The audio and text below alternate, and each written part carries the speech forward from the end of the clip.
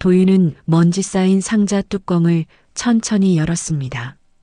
오래된 종이 냄새가 퍼졌고 그 안에서 흑백 사진 한 장이 모습을 드러냈습니다. 큰 배 앞에서 한 남자가 환하게 웃고 있었습니다. 사진 뒷면에는 이렇게 적혀 있었죠. 1978년 6월 현대조선소 정혜준. 순간 거실이 조용해졌습니다. 세 사람은 아무 말 없이 서로를 바라봤습니다. 한 번도 본 적 없는 아버지의 얼굴이 거울 속 자신들과 너무나 닮아 있었기 때문이었습니다. 안녕하세요, 여러분. 오늘도 함께 해주셔서 감사합니다. 지금부터 들려드릴 이야기는 48년 만에 재회한 새쌍둥이 가족의 이야기입니다. 그럼 시작하겠습니다. 여름이 다가오고 있었습니다. 봄날의 집을 연 지 석 달이 지났어요. 마당의 벚꽃은 이미 지고 초록 잎사귀가 무성했죠. 아침 햇살이 거실 창문을 통해 들어왔습니다. 따뜻한 빛이었어요. 도윤은 일찍 일어나 거실 소파에 앉아 있었습니다. 손에는 따뜻한 커피 잔이 들려 있었죠. 창밖을 바라보며 생각에 잠겼어요. 요즘 이상하게 자꾸만 꿈을 꿨습니다. 꿈속에서 누군가 자신을 안아올리는 장면이 반복됐어요. 얼굴은 보이지 않았지만 넓은 어깨와 따뜻한 체온이 기억났죠. 깨어나면 가슴 한편이 허전했습니다. 형, 벌써 일어났어요? 주호가 계단을 내려오며 물었습니다.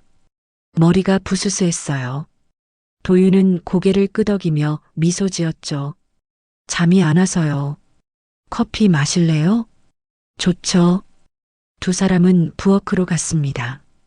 주호가 커피를 내리는 동안 도윤은 냉장고에서 우유를 꺼냈어요. 일상적인 아침 풍경이었죠. 석 달 동안 이런 모습이 자연스러워졌습니다. 민석도 곧 내려왔습니다. 아침 6시였어요. 병원 아침 근무가 있다고 했죠. 세 사람은 식탁에 둘러앉아 간단한 아침을 먹었습니다. 토스트와 계란이었어요. 오늘 엄마는 어디 가신다고 했죠? 민석이 물었습니다.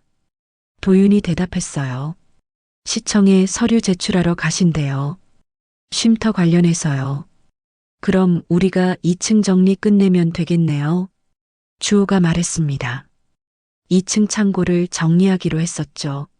며칠 전부터 계획했던 일이었어요. 짐들이 너무 많이 쌓여 있었습니다. 아침 8시 서정이가 외출했습니다. 검은색 블라우스에 회색 치마를 입었어요. 예전보다 편안한 옷차림이었죠. 현관에서 새 아들에게 손을 흔들었습니다. 천천히 하고 무거운 건 억지로 들지 마. 걱정 마세요, 엄마. 도윤이 웃으며 대답했습니다. 차가 멀어지는 걸 보고 나서 세 사람은 2층으로 올라갔어요. 복도 끝 작은 방이 창고였습니다. 문을 열자 먼지 냄새가 났죠. 와, 이거 언제 다 정리하지? 주호가 한숨을 쉬었습니다.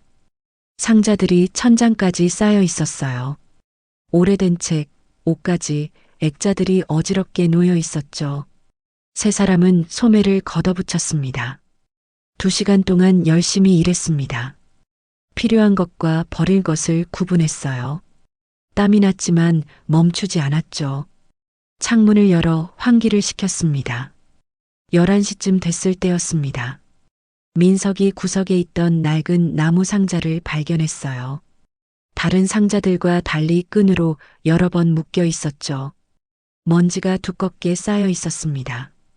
형들, 이거 좀 봐요. 민석의 목소리에 도윤과 주호가 다가왔습니다. 세 사람은 상자를 내려다봤어요. 크기는 그리 크지 않았지만 묵직했죠.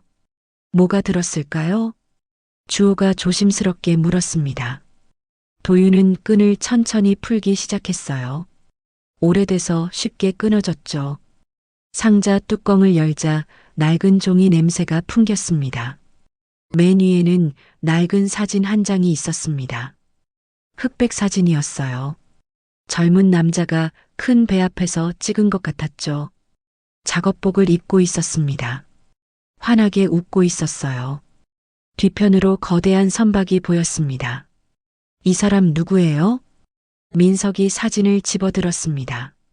뒷면을 보니 희미한 글씨가 있었어요. 1978년 6월 현대조선소라고 적혀 있었죠. 그 밑에 작은 글씨로 이름이 보였습니다. 정혜준. 세 사람은 서로를 바라봤습니다. 가슴이 두근거렸어요. 도윤의 손이 떨렸죠. 사진 속 남자는 30살쯤 돼 보였습니다. 눈매가 자신들과 비슷했어요. 콧날도 닮았죠. 혹시 이 사람이? 주호가 말을 잇지 못했습니다. 목소리가 떨렸어요. 도윤은 사진을 자세히 들여다봤습니다. 햇빛에 비춰보니 더 또렷했죠. 얼굴 윤곽이 익숙했어요. 거울 속 자신의 모습 같기도 했습니다. 상자 안에는 더 많은 것들이 있었습니다. 편지 몇 통이 묶여 있었어요. 봉투가 누렇게 변색돼 있었죠. 조심스럽게 하나를 꺼냈습니다. 봉투에는 서정이라는 이름이 적혀 있었어요. 도윤이 편지를 열었습니다. 손이 계속 떨렸죠. 종이를 펼치자 정갈한 글씨가 보였습니다. 편지지도 누렇게 변해 있었어요. 정희에게. 오사카에서 편지를 씁니다. 당신 생각에 잠을 이룰 수가 없습니다. 아이들은 잘 있는지요? 내 아들들. 한 번도 안아보지 못한 아이들이 자꾸 떠오릅니다. 돌아가고 싶습니다. 하지만 당신 아버지가 보낸 사람들이 여전히 나를 감시하고 있습니다. 조금만 더 기다려 주십시오. 언젠가 꼭 돌아가겠습니다. 혜준. 짧은 편지였습니다. 하지만 절박함이 느껴졌어요. 도윤은 편지를 천천히 접었습니다. 눈시울이 뜨거워졌죠. 우리 아버지인가 봐요. 민석이 조용히 말했습니다. 목소리가 가라앉아 있었어요. 주호는 벽에 기대 섰습니다. 다리에 힘이 풀리는 것 같았죠. 도윤은 다시 상자를 뒤졌습니다. 더 많은 편지들이 있었어요. 날짜가 적혀 있었죠. 1977년부터 1978년까지였습니다. 하나하나 읽어 내려갔어요. 편지들은 모두 일본에서 보낸 것이었습니다. 오사카, 도쿄, 요코하마, 여러 도시를 떠돌며 쓴 것 같았어요. 그리운 마음, 아이들에 대한 걱정, 돌아가고 싶은 마음이 가득했죠.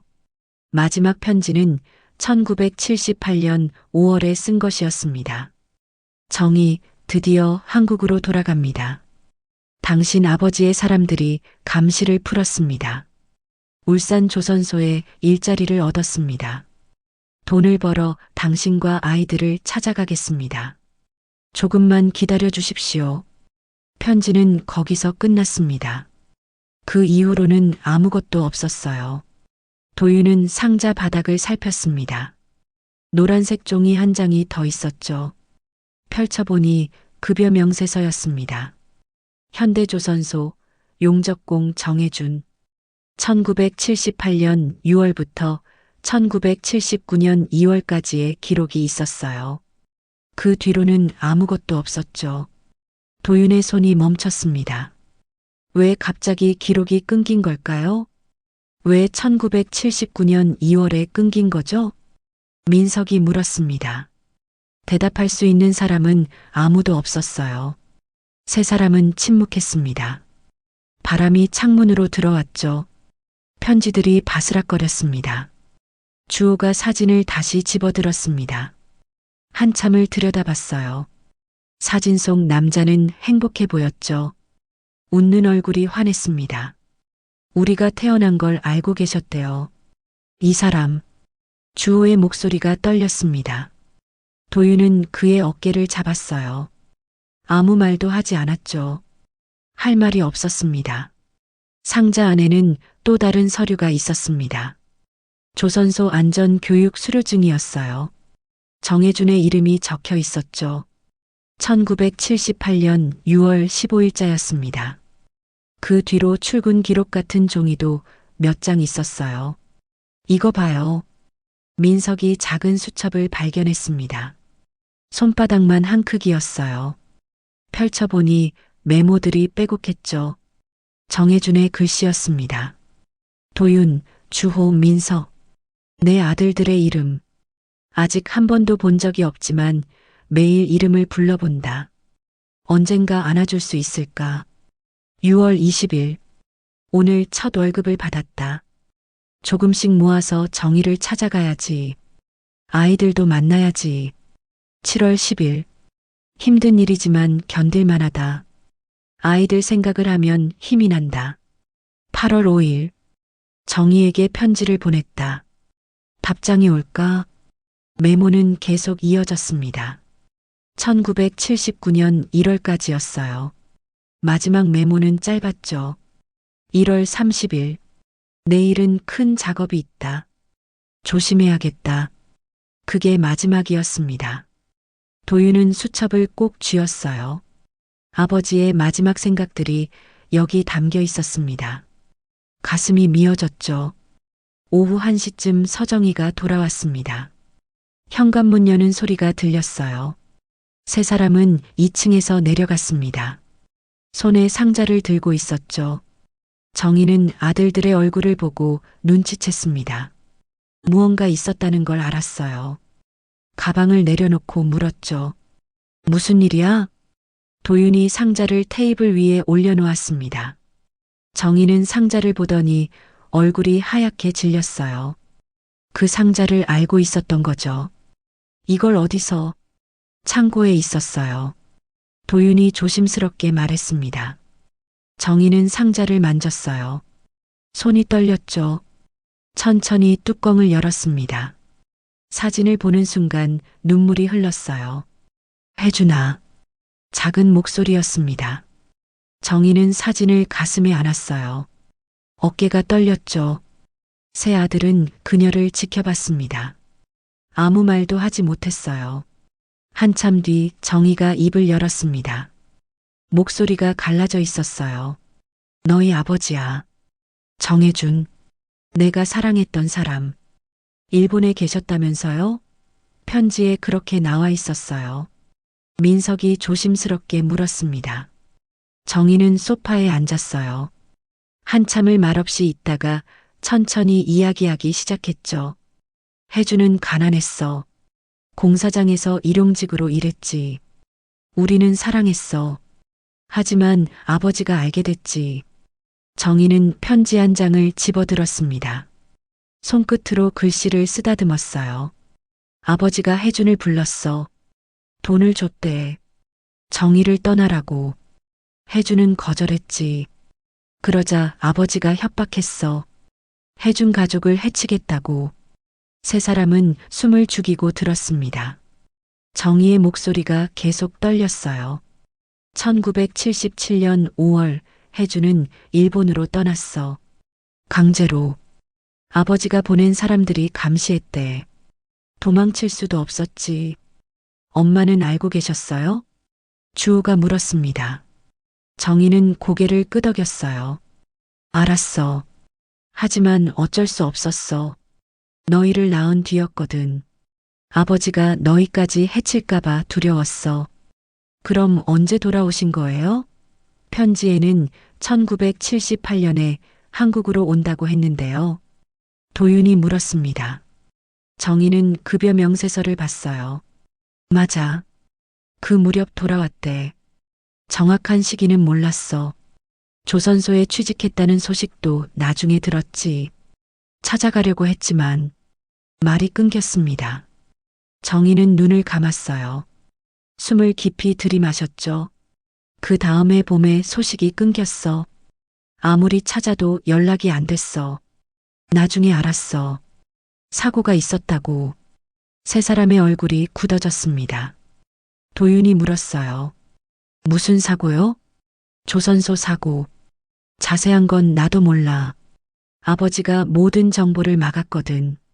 하지만 혜준이 다쳤다는 건 들었어. 지금은 어디 계세요? 민석이 다급하게 물었습니다. 정희는 고개를 저었어요. 몰라. 40여 년 동안 찾았어. 하지만 아무 흔적도 없었어. 살아계신지 어디 계신지. 침묵이 흘렀습니다. 긴 침묵이었어요. 도윤은 아버지의 사진을 다시 봤습니다. 환하게 웃고 있는 얼굴이었어요. 지금은 어디서 무엇을 하고 있을까요? 찾아봐요, 엄마. 도윤이 말했습니다. 정희를 똑바로 봤어요. 우리 아버지를 찾아봐요. 살아계실 수도 있잖아요. 주호도 고개를 끄덕였습니다.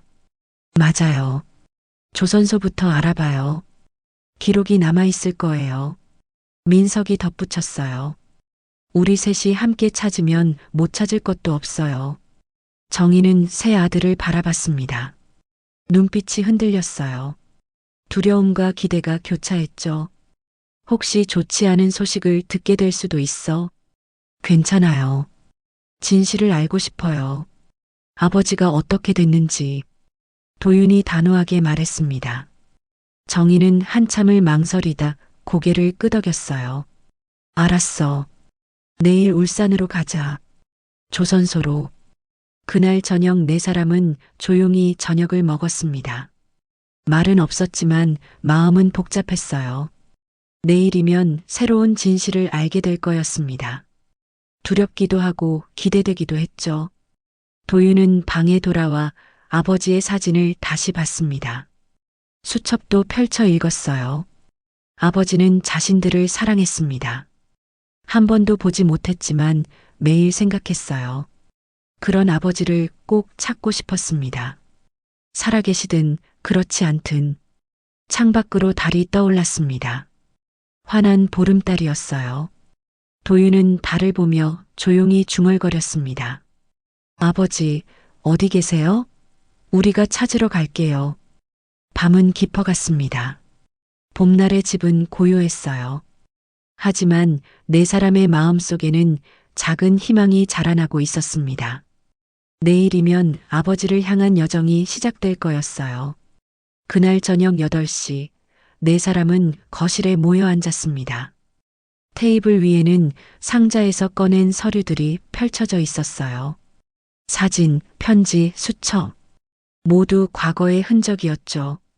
정희는 커피를 한 모금 마시고 천천히 입을 열었습니다. 너희에게 전부 말해줘야 할 것 같아. 어떻게 너희가 태어났는지, 왜 헤어져야 했는지. 새 아들은 고개를 끄덕였어요. 정희는 깊게 숨을 들이마셨습니다. 손이 떨렸지만 참았죠. 1977년 1월이었어. 임신 3개월째였지. 혜주는 이미 떠난 뒤였어. 아버지가 떠난 게 언제예요?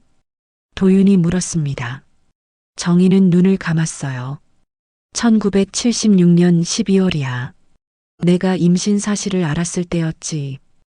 혜준에게 말하려고 했어. 하지만 그 전에 아버지가 알아버렸어. 정희의 목소리가 작아졌습니다. 과거를 떠올리는 게 힘들었어요. 아버지는 혜준을 불렀어. 집 서재로. 나는 몰래 문 밖에서 들었지. 아버지가 소리를 지르는 게 들렸어. 정희는 손으로 얼굴을 쓸어내렸습니다. 눈가에 눈물이 맺혔어요. 거지 같은 놈이 우리 딸을 임신시켰냐고. 당장 사라지지 않으면 너희 식구를 다 없애버리겠다고. 혜주는 저항했어. 정희를 사랑한다고, 책임지겠다고. 주호가 주먹을 쥐었습니다. 화가 났어요. 하지만 참았죠. 아버지는 사람을 시켰어. 혜준을 강제로 일본으로 보냈지. 일주일도 안 돼서였어. 나는 혜준을 마지막으로 본 게 12월 15일이었어. 그날 밤 혜준이 우리 집 담을 넘어왔거든. 뭐라고 하셨어요? 민석이 조심스럽게 물었습니다. 정희는 눈물을 닦았어요. 미안하다고 했어. 자신이 무력해서 미안하다고. 꼭 돌아오겠다고. 아기를 지켜달라고. 정희는 더 이상 말을 잇지 못했습니다. 목이 메었어요. 한참을 그렇게 있다가 다시 말했죠. 그게 마지막이었어. 다음날 혜주는 사라졌어. 나중에 알았지. 일본행 배에 실렸다고. 침묵이 흘렀습니다. 바람이 창문을 흔들었어요. 정희는 가방에서 낡은 서류 봉투를 꺼냈습니다. 조심스럽게 열었죠. 이게 너희 출생 기록이야. 첫 번째 서류는 출생 증명서였습니다. 노랗게 변색돼 있었어요. 도윤이 받아들었습니다. 자세히 봤죠. 출생일 1977년 4월 17일. 출생 시각 새벽 3시 45분. 출생지 해솔산 부인과 성별남, 산모 서정희, 부미상, 부가 미상이라고 돼 있네요. 도윤이 말했습니다. 정희는 고개를 끄덕였어요. 아버지가 그렇게 하라고 했어. 혜준의 이름을 지우라고. 이게 하나뿐이에요? 새쌍둥이인데요. 주호가 물었습니다. 정희는 다른 서류 2장을 더 꺼냈어요. 셋 다 따로 만들었어. 아버지가 시킨 거야. 새쌍둥이라는 걸 감추려고. 3장의 출생 증명서가 나란히 놓였습니다. 날짜는 같았지만 시각이 조금씩 달랐어요. 새벽 3시 45분, 새벽 4시 10분, 새벽 4시 35분. 산모 이름도 서정희, 서정희로 같았죠. 이렇게 하면 누가 봐도 새쌍둥이인 거 알 텐데요. 민석이 고개를 갸우뚱했습니다. 정희가 설명했어요. 병원 기록은 조작했어. 3명을 각각 다른 산모의 아기로 기록했거든. 출생 증명서만 내 이름으로 했지. 그게 가능해요? 아버지가 병원에 돈을 줬어. 원장이 다 해줬지. 불법이었지만 아무도 신경 쓰지 않았어. 정희는 또 다른 서류를 꺼냈습니다. 병원분만 기록부였어요. 이게 진짜 기록이야. 원장이 몰래 빼돌린 거래. 나중에 누군가 나한테 보냈어. 기록부에는 새쌍둥이 출산이라고 명확히 적혀 있었습니다. 분만 시각, 아기들의 몸무게, 건강 상태가 상세히 기록돼 있었어요. 첫째 3시 45분 출생, 2.8kg 건강. 둘째 4시 10분 출생, 2.6kg 건강. 셋째 4시 35분 출생, 2.7kg 건강. 첫째가 저예요? 도윤이 물었습니다. 정희는 고개를 끄덕였어요. 그래, 내가 제일 먼저 나왔어. 울음소리가 컸지. 주호가 둘째고 민석이가 막내야. 민석은 기록부를 만졌습니다. 손가락으로 자신의 체중을 짚었어요. 2.7kg. 그때 자신은 그렇게 작았던 거죠. 출산은 어땠어요? 주호가 조심스럽게 물었습니다. 정희는 잠시 망설이다 말했어요. 힘들었어. 18시간 진통이 이어졌지. 22살이었거든. 첫 출산이었고, 게다가 새쌍둥이였어. 정희는 눈을 감았습니다. 그날의 기억이 생생했어요. 새벽 1시쯤 진통이 시작됐어. 병원으로 급히 갔지. 아버지가 운전사를 보냈어. 엄마는 오지 않았어. 혼자 가셨어요? 응, 혼자였어. 분만실에 들어갈 때도, 아기를 낳을 때도 간호사들만 있었어. 정희의 목소리가 떨렸습니다. 손으로 배를 쓸어내렸어요. 첫 번째 아기가 나왔을 때 울음소리를 들었어. 간호사가 재빨리 데려갔지. 얼굴도 제대로 못 봤어.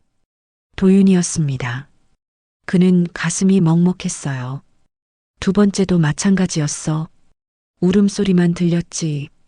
세 번째도. 정희는 얼굴을 손으로 가렸습니다. 어깨가 떨렸어요. 분만이 끝나고 병실로 옮겨졌어. 몸이 너무 아팠지만 아기들이 보고 싶었어. 간호사에게 부탁했어. 안 된다고 했어. 원장 지시래. 왜요? 민석이 물었습니다. 정희는 눈물을 닦았어요. 아버지가 그렇게 하라고 했대. 애착이 생기면 안 된다고. 어차피 보낼 아기들이니까. 세 사람은 침묵했습니다. 너무 잔인했어요. 정희는 계속 말했죠. 그날 밤 새벽 2시쯤 몰래 일어났어. 복도로 나갔지. 신생아실이 보였어. 정희는 눈을 감았습니다. 그 장면이 떠올랐어요. 유리 너머로 너희가 보였어. 셋 다 나란히 누워 있었지. 작은 손, 작은 발. 숨 쉬는 모습이 너무 예뻤어. 손목에 팔찌가 있었나요? 도윤이 물었습니다. 정희는 고개를 끄덕였어요. 내가 채워줬어. 그 전날 밤에 간호사가 잠깐 자리를 비운 사이에 들어가서 정희는 가방에서 작은 상자를 꺼냈습니다. 열자 은 팔찌 하나가 있었어요. 이게 네 번째 팔찌야. 만들 때 하나를 더 만들었거든. 혹시 잃어버릴까봐. 민석이 팔찌를 집어들었습니다. 안쪽을 봤어요. 은하의 집이라고 새겨져 있었죠. 왜 은하의 집이에요? 너희를 처음 보낸 보육원 이름이야. 아버지가 정한 거였어. 서울에 있었지. 거기서 얼마나 있었어요? 주호가 물었습니다. 정희는 다른 서류를 꺼냈어요. 보육원 입소 기록이었습니다. 닷새 동안 병원에서 보육원으로 바로 보내졌거든. 그리고 거기서 일주일 뒤에 각각 다른 곳으로 보내졌어. 기록을 보니 명확했습니다. 김도윤 1977년 4월 25일 은하의 집 입소, 4월 30일 은하의 집 보육원으로 전원. 박주호 1977년 4월 25일 은하의 집 입소, 4월 30일 부산 보육원으로 전원. 최민석 1977년 4월 25일 은하의 집 입소, 4월 30일 은평 보육원으로 전원. 왜 성이 다 달라요? 도윤이 물었습니다. 정희가 설명했어요. 보육원에서 정한 거야. 신원 미상 아동은 보육원에서 임의로 성과 이름을 정해. 나중에 찾지 못하게 하려고 일부러 다른 성을 줬어. 그럼 원래 우리 성은 뭐예요? 정씨야. 너희 아버지 성. 세 사람은 서로를 봤습니다. 정도윤, 정주호, 정민석. 낯선 이름이었지만 왠지 맞는 것 같기도 했어요. 지금 바꿀 수 있어요? 민석이 물었습니다. 정희는 고개를 저었어요. 법적으론 가능해. 하지만 너희 양부모님 성이잖아. 그분들은 너희를 진심으로 사랑하셨어. 도윤이 말을 끊었습니다. 저는 김도윤으로 살아왔어요. 이게 제 이름이에요. 주호와 민석도 동의했습니다. 성이 달라도 괜찮았어요. 형제라는 사실이 중요했죠. 정희는 입양 기록도 꺼냈습니다. 세 장의 서류였어요. 도윤이 넌 1977년 7월 15일에 입양됐어. 김철수, 박순자 부부께. 도윤은 서류를 받아들었습니다. 양부모님 이름이 보였어요. 돌아가신 분들이었죠. 눈시울이 뜨거워졌습니다. 주호는 입양이 안 됐어. 보육원에서 고등학교까지 자랐지. 주호는 고개를 끄덕였습니다. 기억났어요. 좁은 방, 시끄러운 아이들. 외로웠던 시절이었죠. 민석이 넌 1979년 3월에 입양됐어. 최영수, 김미선 부부께. 민석도 서류를 받습니다. 양부모님 이름이었어요. 그분들도 이미 돌아가셨죠. 엄마는 우릴 찾으려고 안 하셨어요? 주호가 조심스럽게 물었습니다. 정희는 눈물을 흘렸어요. 했어. 매일 찾았어. 하지만 아버지가 막았어. 기록도 다 조작돼 있었고 보육원에 가도 모른다고 했어. 언제부터 제대로 찾으신 거예요? 아버지가 돌아가시고 나서야. 2010년이었어. 그때부터 본격적으로 찾기 시작했지. 15년이나 찾으신 거네요. 도윤이 말했습니다. 정희는 고개를 끄덕였어요. DNA 데이터베이스도 뒤졌어. 사설 탐정도 고용했어. 하지만 흔적이 없었어. 너희 기록이 다 다르게 돼 있었거든. 그럼 어떻게 우릴 찾으신 거예요? 민석이 물었습니다. 정희는 미소를 지었어요. 슬픈 미소였죠. 우연이었어. 작년에 기자회견 했잖아. 그게 방송을 탔어. 그걸 본 사람이 제보를 했어. 도윤이랑 주호가 너무 닮았다고. 그래서 찾으신 거예요? 응. DNA 검사를 제안했고 결과가 나왔지. 새쌍둥이라고. 침묵이 흘렀습니다. 정희는 서류들을 다시 정리했어요. 손이 떨렸죠. 너희한테 미안해. 지키지 못해서, 함께 키우지 못해서. 도윤이 일어나 정희를 안았습니다. 주호와 민석도 다가왔어요. 네 사람은 함께 울었습니다. 한참 뒤 정희가 진정했습니다. 눈이 빨갛게 부어 있었어요.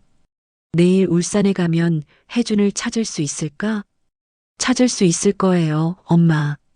우리 함께 찾아요. 도윤이 말했습니다. 정희는 고개를 끄덕였어요. 밤이 깊어갔습니다.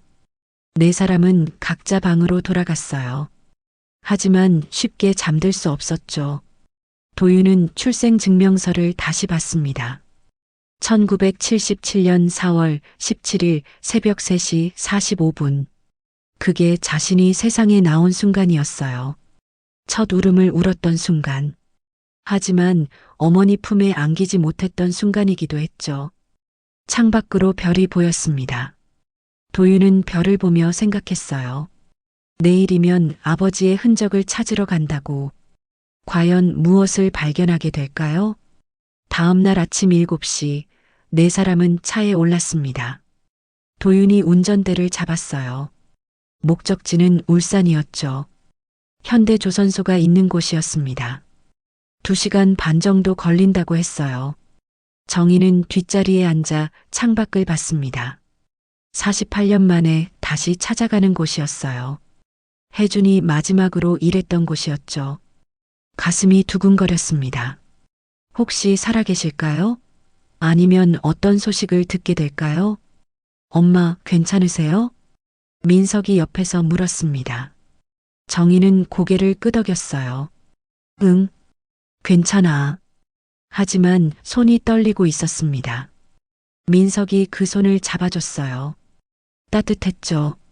고속도로를 달렸습니다. 날씨가 좋았어요. 구름 한 점 없는 파란 하늘이었죠. 주호는 조수석에 앉아 지도를 봤습니다. 스마트폰으로 길을 확인했어요. 조선소 인사가로 바로 가는 게 좋을까요? 그래야 할 것 같아요. 기록부터 확인해야죠. 도윤이 대답했습니다. 침착한 목소리였어요. 도윤은 늘 그랬죠.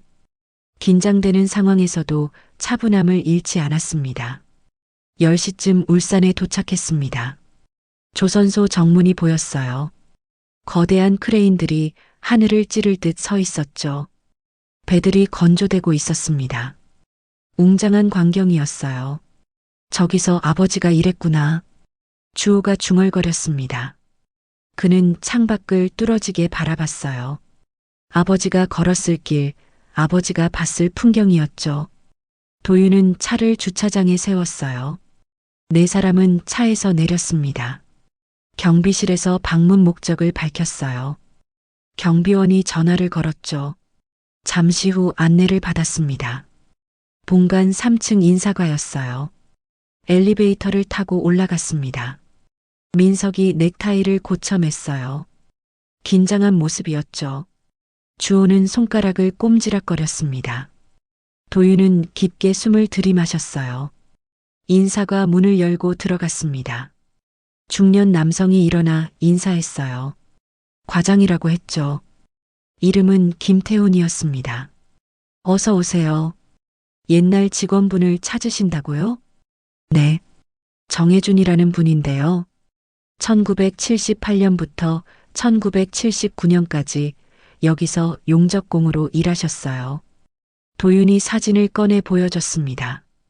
김 과장은 사진을 받아들었어요. 한참을 봤죠. 젊으시네요. 제가 그때는 태어나지도 않았어서요. 기록을 찾아봐야 할 것 같습니다. 김 과장은 컴퓨터를 켰습니다. 데이터베이스를 검색했어요. 키보드 소리만 들렸죠. 10분쯤 지났을 때 고개를 끄덕였습니다. 있네요. 정혜준 씨. 1978년 6월 15일 입사. 네 사람은 숨을 죽였습니다. 드디어 찾았어요. 퇴사는 언제예요? 주호가 앞으로 몸을 내밀며 물었습니다. 김 과장은 화면을 봤어요. 1979년 2월 28일로 돼 있습니다. 사유는 산업재해. 산업재해요? 민석이 되물었습니다. 김 과장은 고개를 끄덕였어요. 네. 작업 중 사고가 있었던 것 같습니다. 더 자세한 건 안전관리부서에 기록이 있을 거예요. 지금 갈 수 있을까요? 전화 드려 볼게요. 김 과장이 안전관리부서에 전화를 걸었습니다. 5분 뒤 답이 왔어요. 오후 1시에 오시래요. 담당자가 자료를 준비해 놓겠대요. 감사합니다. 2시간의 여유가 생겼습니다. 네 사람은 조선소 근처를 걸었어요. 점심시간이었지만 배가 고프지 않았죠. 작은 공원 벤치에 앉았습니다. 아버지가 여기서 일했다니 실감이 안 나요. 민석이 말했습니다. 정희는 고개를 끄덕였어요. 혜주는 성실했어. 힘든 일도 마다하지 않았지. 가족을 위해서라면 뭐든 했을 거야. 우릴 위해서요? 주호가 물었습니다. 정희는 눈물을 닦았어요. 그럼 너희를 생각하며 일했을 거야. 언젠가 만날 거라고 믿으면서. 오후 1시 안전관리부서를 찾아갔습니다. 2층에 있었어요. 담당자는 50대 남성이었죠. 이름은 박철수였습니다. 오셨습니까? 자료를 찾아봤습니다. 그는 낡은 파일을 꺼냈어요. 먼지가 날렸죠. 1979년이라고 표지에 써 있었습니다. 도윤이 파일을 받아들었어요.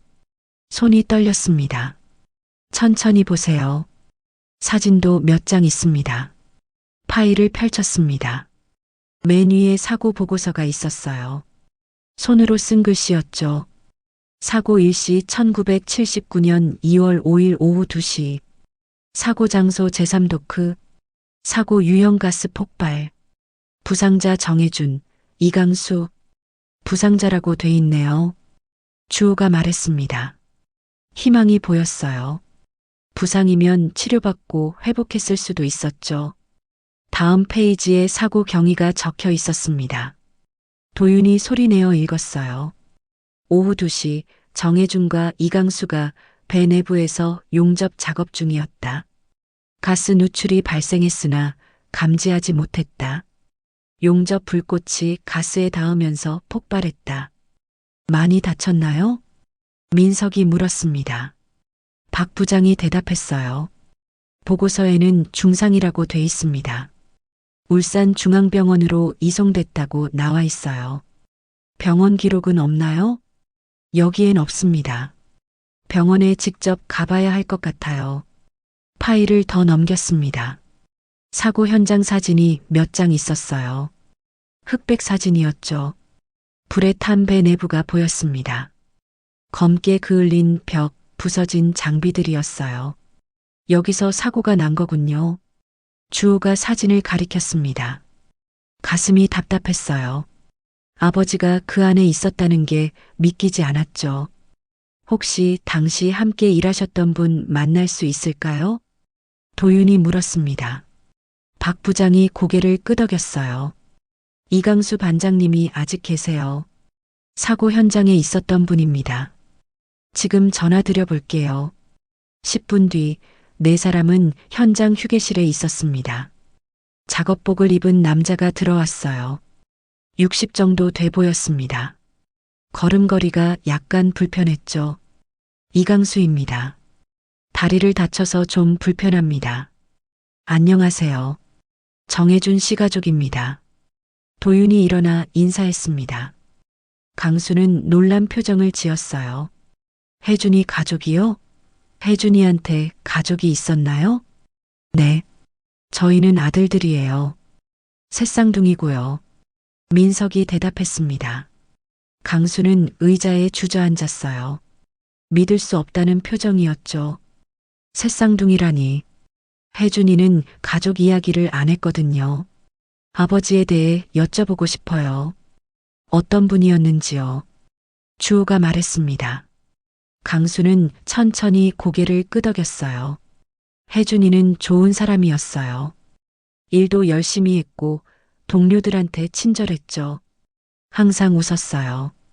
사고 전에는요, 평소랑 다르지 않았어요. 아침에 출근해서 같이 점심 먹었죠. 국밥이었어요. 혜준이가 농담했어요. 오늘 일 끝나면 소주 한잔 하자고. 강수는 잠시 말을 멈췄습니다. 기억을 떠올리는 것 같았어요. 오후에 작업 시작했어요. 혜준이는 제 옆에서 용접하고 있었죠. 열심히 일했어요. 그러다가요? 도윤이 조심스럽게 물었습니다. 강수는 눈을 감았어요. 가스 냄새를 맡았어요. 소리쳤죠? 혜준이도 알아챘어요. 하지만 너무 늦었어요. 폭발했죠? 그때 어떻게 됐어요? 저는 뒤로 날아갔어요. 다리를 다쳤죠. 혜준이는 앞쪽에 있었어요. 불길이 그를 덮쳤어요. 정희는 입술을 깨물었습니다. 너무 생생한 이야기였어요. 구급차가 왔어요. 저랑 혜준이를 실었죠. 병원 가는 차 안에서 혜준이가 중얼거렸어요. 뭐라고 하셨어요? 민석이 물었습니다. 강수는 정희를 봤어요. 정희라고 했어요. 그 이름을 계속 불렀어요. 보고 싶다고, 미안하다고. 정희는 눈물을 참을 수 없었습니다. 민석이 그녀를 안았어요.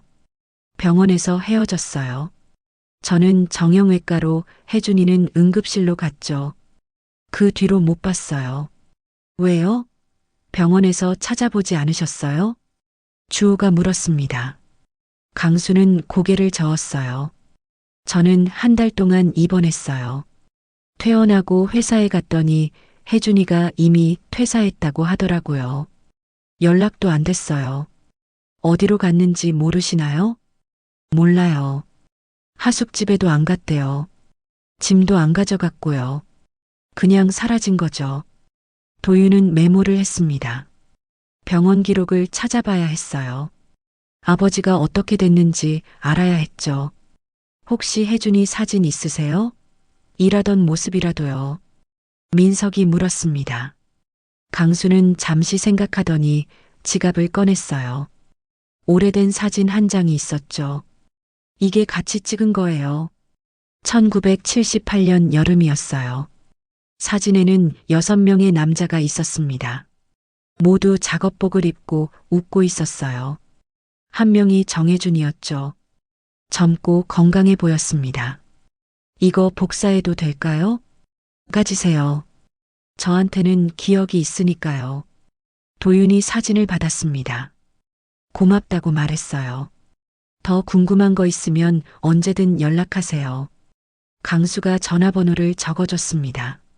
네 사람은 그에게 인사하고 나왔어요. 병원 가봐요. 지금, 주호가 말했습니다. 다들 동의했어요.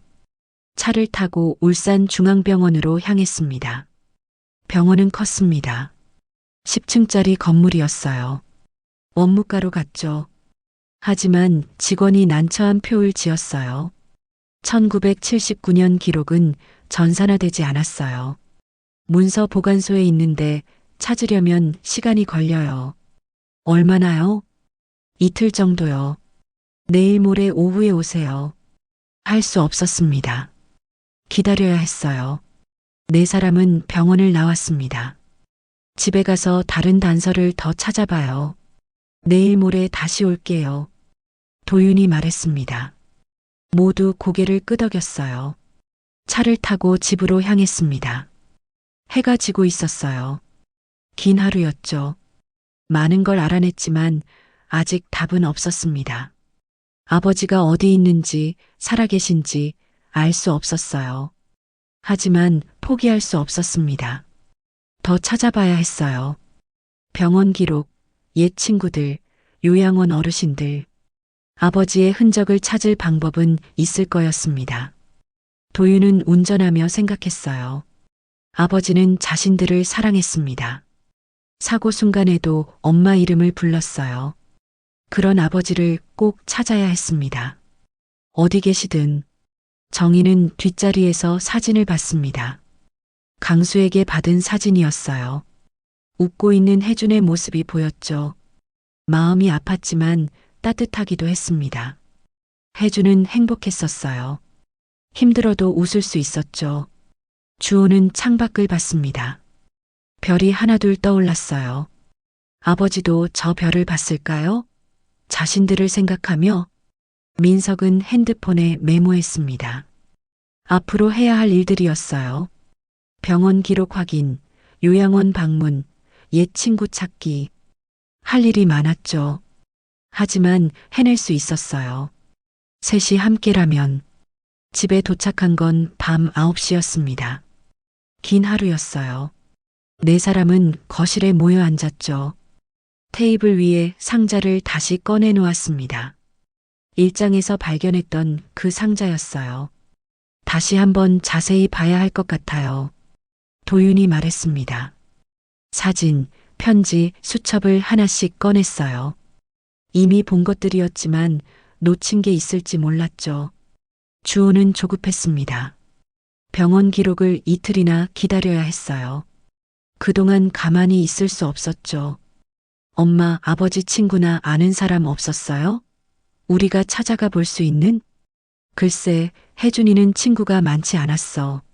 조용한 성격이었거든. 정희는 기억을 더듬었습니다.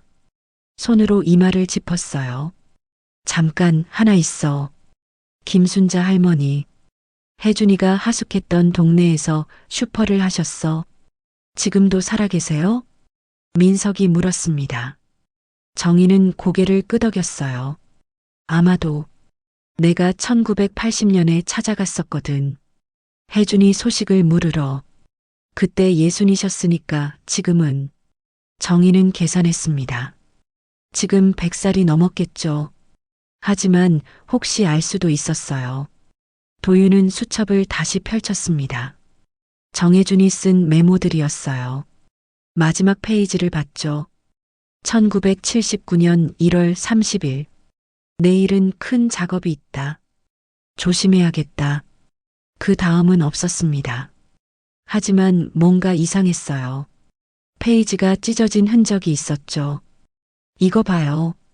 다음 페이지가 찢어져 있어요. 모두 다가왔습니다. 정말 깨끗하게 찢어져 있었어요. 누군가 일부러 뜯어낸 것 같았죠. 왜 찢었을까?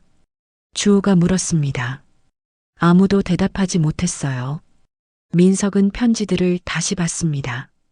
일본에서 보낸 편지들이었죠. 날짜 순으로 정리했어요. 1977년 5월부터 1978년 5월까지 마지막 편지를 다시 읽었습니다. 정희, 드디어 한국으로 돌아갑니다. 울산 조선소에 일자리를 얻었습니다. 돈을 벌어 당신과 아이들을 찾아가겠습니다. 조금만 기다려 주십시오. 엄마, 이 편지 받으셨어요? 민석이 물었습니다. 정희는 고개를 저었어요. 아니, 받지 못했어. 아버지가 다 가로챘거든. 나중에 아버지 서재에서 발견한 거야. 그럼 아버지가 조선소에 온 것도 몰랐어요? 몰랐어. 알았으면 찾아갔겠지. 주호는 상자 바닥을 뒤적였습니다. 혹시 더 있을까 싶어서요. 손에 작은 종이 조각이 잡혔어요. 구겨진 영수증이었죠. 이게 뭐지? 펼쳐보니 약국 영수증이었습니다. 날짜가 1979년 3월 12일이었어요. 울산 약국이라고 찍혀 있었죠. 3월 12일이요? 도윤이 되물었습니다. 사고는 2월 5일이었어요. 퇴사는 2월 28일이었죠. 그런데 3월 12일에 약국에 갔다는 건 무슨 의미일까요? 이건 아버지가 산 거 아닐까요? 사고 한 달 뒤인데. 민석이 말했습니다. 네 사람은 서로를 봤어요. 만약 아버지가 3월에도 울산에 있었다면? 내일 울산 다시 가야겠어요. 주호가 말했습니다. 도윤은 망설였어요. 하지만 병원 기록은 모레 나온대요. 기다릴 수 없어요. 지금 당장 더 찾아봐야 해요. 주호의 목소리가 커졌습니다. 조급함이 묻어났어요.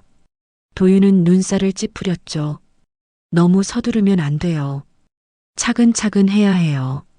차근차근 48년을 기다렸는데 더 기다리라고요?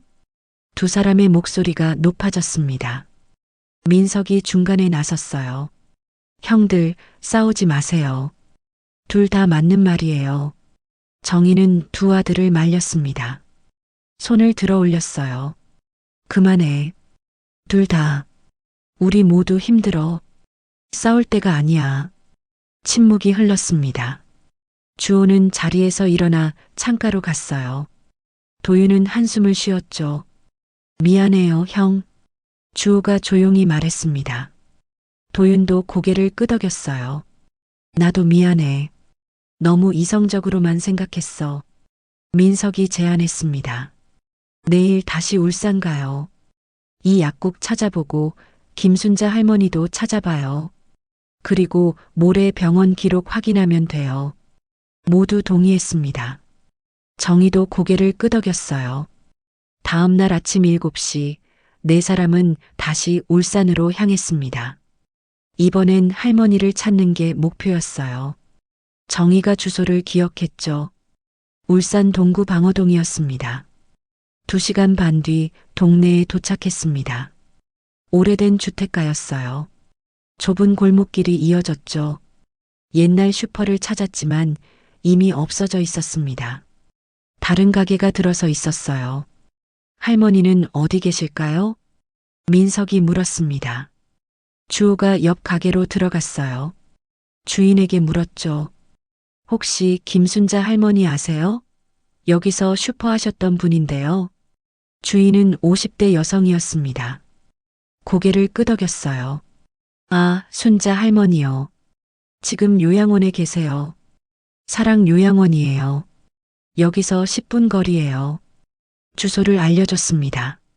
네 사람은 요양원으로 향했어요. 사랑 요양원은 조용한 곳에 있었습니다. 3층 건물이었어요. 원장실에서 방문 목적을 밝혔죠. 원장은 친절했습니다. 김순자 할머니시죠? 2층 203호실에 계세요. 다만 기억력이 좋지 않으세요. 괜찮습니다. 그래도 만나 뵙고 싶어요. 2층으로 올라갔습니다. 203호실 문을 두드렸어요. 안에서 작은 목소리가 들렸죠. 들어가라는 소리였습니다. 방에는 할머니가 침대에 앉아 있었습니다. 여든은 훨씬 넘어 보였어요. 흰 머리에 주름이 깊었죠. 하지만 눈빛은 맑았습니다. 누구세요? 안녕하세요, 할머니. 정혜준 씨에 대해 여쭤보러 왔어요. 할머니는 눈을 크게 떴습니다. 놀란 표정이었어요. 혜준이를 오랜만에 듣는 이름이네.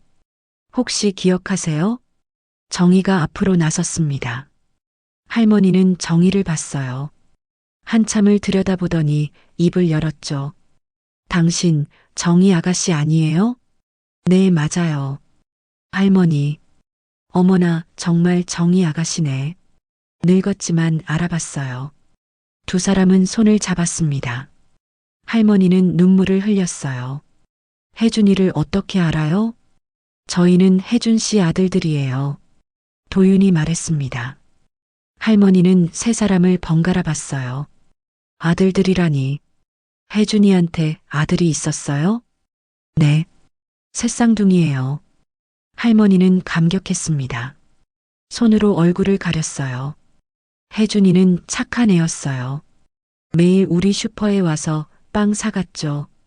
인사도 잘하고. 사고 후에도 보셨나요? 주호가 조심스럽게 물었습니다. 할머니는 고개를 끄덕였어요. 봤어요. 한번. 네 사람은 긴장했습니다. 할머니가 계속 말했어요. 1979년 봄이었어요. 3월쯤 어느 날 저녁에 혜준이가 슈퍼에 왔어요. 어떻게 생겼어요? 민석이 물었습니다. 할머니는 눈을 감았어요. 기억을 떠올렸죠. 얼굴에 붕대를 감고 있었어요. 화상 자국이 보였고요. 걷는 것도 불편해 보였어요. 정희는 가슴이 아팠습니다. 할머니가 계속 말했어요. 뭐 사러 온 거냐고 물었어요. 혜준이가 약 좀 사야 한다고 했어요. 연고가 필요하다고. 약국 알려주셨나요? 그럼요. 바로 옆 약국 가라고 했죠. 영수증의 약국이었습니다. 도윤은 고개를 끄덕였어요. 그 후로는요? 다시 못 봤어요. 그날 이후로 안 왔어요. 하숙집에도 안 갔대요. 무슨 말 하셨어요? 혜준 씨가. 주호가 물었습니다. 할머니는 잠시 생각했어요. 미안하다고 했어요. 그리고 어딘가 가야 한다고. 어디로요? 말 안 했어요. 그냥 멀리 간다고만. 침묵이 흘렀습니다. 아버지는 3월에 살아 있었어요. 하지만 어딘가로 떠났죠. 왜일까요? 혹시 사진 있으세요? 혜준 씨랑 찍은 거요. 민석이 물었습니다. 할머니는 고개를 끄덕였어요. 있어요. 잠깐만요. 할머니는 서랍을 열었습니다. 낡은 앨범을 꺼냈어요. 페이지를 넘기다가 한 장을 가리켰죠. 이거예요. 사진에는 젊은 할머니와 정혜준이 있었습니다. 슈퍼 앞에서 찍은 것 같았어요. 둘 다 웃고 있었죠. 가져가세요. 저는 기억만 있으면 돼요. 도윤이 사진을 받았습니다. 고맙다고 인사했어요. 요양원을 나왔습니다. 오후 1시였어요. 새로운 정보를 얻었죠. 아버지는 3월까지 살아 있었습니다. 하지만 어디론가 떠났어요. 엄마 친구는 없어요? 당시 엄마 얘기 들었을 사람? 주호가 물었습니다.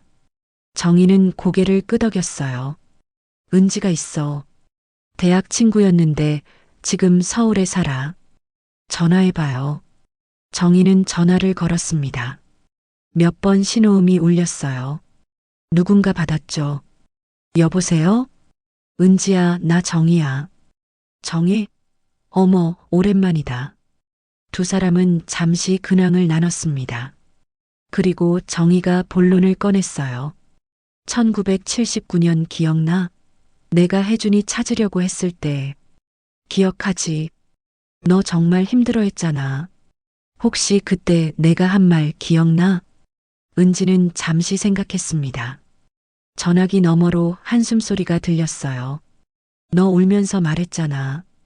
혜준이를 찾았는데 만나주지 않는다고. 뭐라고? 정희는 놀랐습니다. 새 아들도 귀를 기울였어요. 혜준이가 병원에서 퇴원한 걸 알아냈다고 했어. 하숙집 주인한테 물어봤대. 그래서 찾아갔는데 문 열어주지 않았다고. 내가 그런 말을 했어? 응. 혜준이가 문 너머로 소리쳤대. 돌아가라고. 다시는 찾지 말라고. 너 정말 울었어. 정희는 기억이 나지 않았습니다. 그때 너무 혼란스러웠거든요. 하지만 은지가 거짓말할 리 없었어요. 왜 그랬을까? 혜준이가. 모르겠어. 너도 그때 이해 못했잖아. 자존심이 상했나 봐. 다쳤으니까. 전화를 끊었습니다. 정희는 멍하니 있었어요. 혜준이 자신을 거부했다고요? 왜일까요? 도윤은 메모를 정리했습니다. 시간 순서대로 적었어요. 1979년 2월 5일 사고 발생. 2월 말 병원 퇴원, 회사 퇴사. 3월 초 약국에서 약 구입 할머니 만남. 3월 중순 정희가 찾아갔으나 거부당함. 그 이후 행방불명. 왜 엄마를 거부했을까요? 민석이 물었습니다. 주호가 대답했어요. 창피했던 거 아닐까요? 다쳤으니까. 얼굴도 상했고. 아니면 우릴 지키려고 그랬을 수도 있어요. 엄마 아버지가 무서워서. 도윤이 말했습니다. 정희는 고개를 숙였어요. 내 잘못이야. 내가 더 찾았어야 했어. 아니에요, 엄마. 엄마 잘못이 아니에요. 새 아들이 위로했습니다. 하지만 정희의 마음은 무거웠어요. 내일 병원 기록 확인해요. 거기 뭔가 더 나올 거예요. 도윤이 말했습니다. 모두 동의했어요.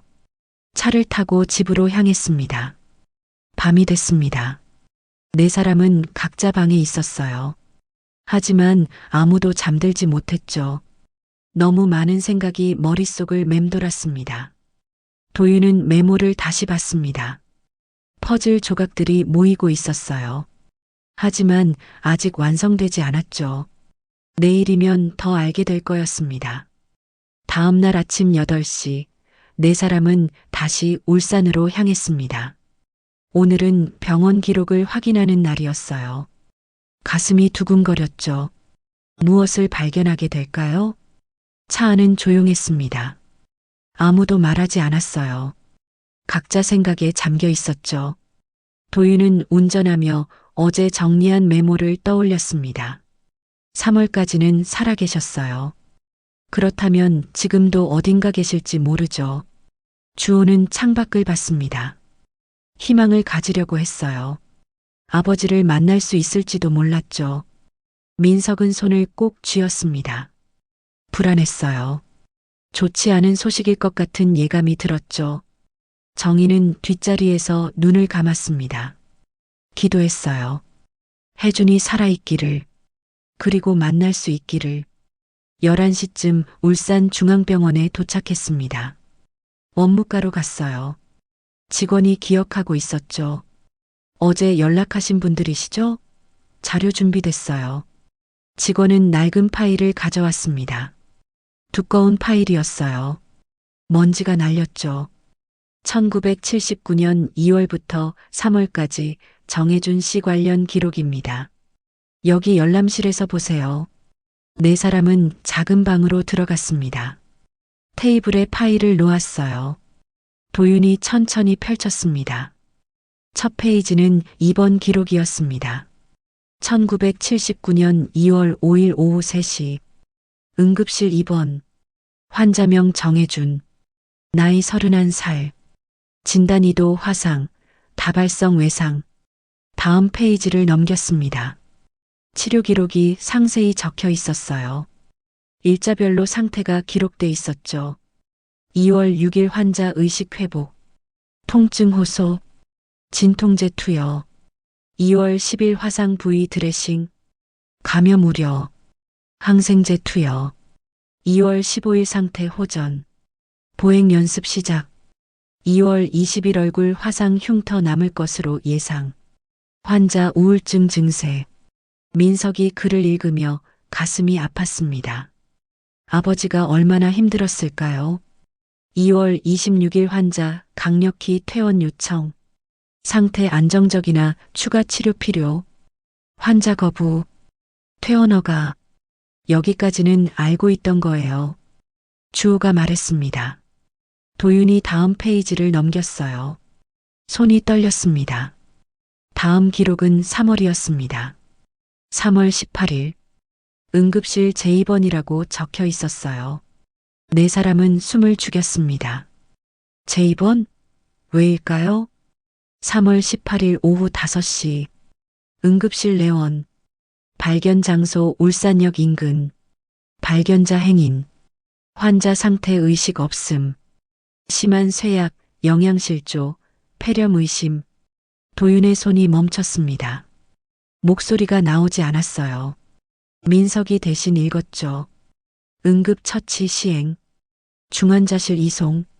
보호자 연락 시도하였으나 연락처 없음. 다음 페이지였습니다. 치료 경과가 적혀 있었어요. 3월 19일 환자 의식 회복 안 됨. 폐렴 악화. 인공호흡기 적용. 산소 포화도 저하. 3월 20일 상태 급격히 악화. 폐혈증 진행. 혈압 저하. 다발성 장기부전 우려. 3월 21일 오전 2시 30분 심폐정지. 응급소생술 시행하였으나 사망 확인. 순간 시간이 멈춘 것 같았습니다. 도윤은 종이를 응시했어요. 글자가 흐릿하게 보였죠. 주호는 의자에서 일어났습니다. 주먹으로 벽을 쳤어요. 쿵 소리가 울렸죠. 민석은 눈물이 쏟아졌습니다. 참을 수가 없었어요. 어깨가 떨렸죠. 정희는 파일을 움켜쥐었습니다.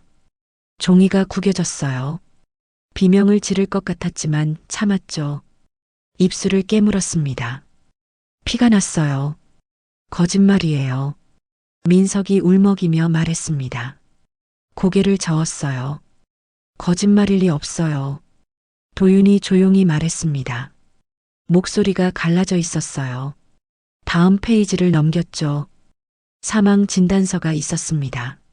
사망 원인 폐혈증, 폐렴, 영양실조, 시신 인수자 없음, 처리 무연고 사망자로 처리, 무연고라고 주호가 소리쳤습니다. 화가 났어요. 눈이 충혈됐죠. 우리가 있었는데, 엄마가 있었는데, 아무도 몰랐잖아. 도윤이 말했습니다. 주호는 주먹을 쥐었어요. 아무에게도 화낼 수 없었죠. 그게 더 화가 났습니다. 마지막 페이지에 장례 기록이 있었습니다. 1979년 3월 23일 울산 공동묘지 무연고 구역 안장 묘소가 있어요. 민석이 말했습니다. 정희는 일어났어요. 비틀거렸죠. 도윤이 재빨리 부축했습니다. 가야 해. 혜준이한테 가야 해. 정희의 목소리는 떨렸습니다. 네 사람은 원무가로 나왔어요. 직원에게 물었죠. 무연고 묘지가 어디 있나요? 울산 공동묘지 동쪽 끝입니다. 여기서 30분 정도 걸려요. 주소를 받았습니다. 네 사람은 차에 탔어요. 아무도 말하지 않았죠. 도윤이 시동을 걸었습니다. 손이 떨렸어요. 차는 천천히 움직였습니다. 산길로 접어들었어요. 좁은 길이었죠. 양쪽으로 나무가 우거져 있었습니다. 30분 뒤 공동묘지에 도착했습니다. 입구에 안내판이 있었어요. 무연고 구역은 동쪽 끝이라고 적혀 있었죠. 걸어서 올라갔습니다. 계단이 100개쯤 되는 것 같았어요. 숨이 찼지만 멈추지 않았습니다. 동쪽 끝에 도착했습니다. 작은 비석들이 줄지어 있었어요. 무연고 사망자들의 묘였죠. 비석마다 이름과 날짜만 간단히 적혀 있었습니다. 찾아봐요. 도윤이 말했습니다. 네 사람은 흩어져 비석들을 봤어요. 하나하나 읽었죠. 10분쯤 지났을 때 민석이 소리쳤습니다. 여기요. 모두 달려갔습니다. 민석이 가리킨 비석이었어요. 작고 낡은 비석이었죠. 정혜준. 1948년 3월 12일생. 1979년 3월 21일 사망. 네 사람은 비석 앞에 무릎을 꿇었습니다. 정희가 먼저 울음을 터뜨렸어요. 소리내어 울었죠. 미안해, 혜준아. 너무 늦게 왔어. 미안해. 손으로 비석을 쓰다듬었습니다. 차가웠어요. 혜준은 차가운 땅 속에 46년 동안 혼자 있었던 거죠. 도윤은 눈물을 참았습니다. 하지만 소용없었어요. 눈물이 흘렀죠. 아버지를 한 번도 본 적이 없었습니다. 그런데 이렇게 만나게 됐어요. 너무 늦었죠. 아버지, 저희예요. 아들들이에요. 도윤이, 주호, 민석이요. 목소리가 떨렸습니다. 계속 말했어요.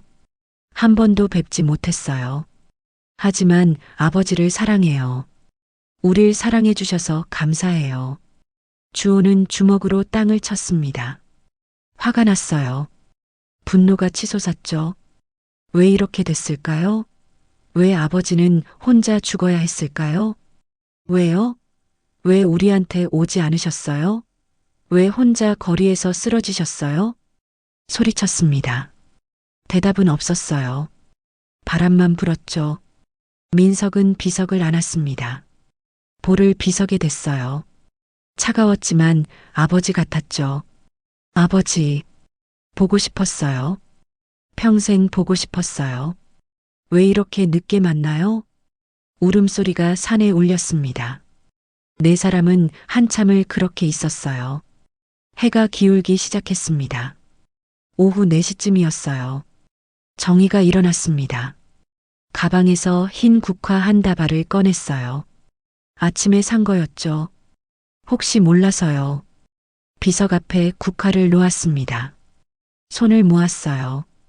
기도했죠. 혜준아, 우리 아이들 봐. 셋 다 잘 컸어. 착하고 훌륭하게 자랐어. 목소리가 떨렸습니다. 계속 말했어요. 너 없이 키웠어. 너무 힘들었어. 하지만 이제 다 컸어. 내 아들들이야. 정희는 새 아들을 봤습니다. 눈물이 흘렸어요. 미안해. 내가 너를 지키지 못해서, 내가 너를 찾지 못해서. 도윤이 정희의 손을 잡았습니다.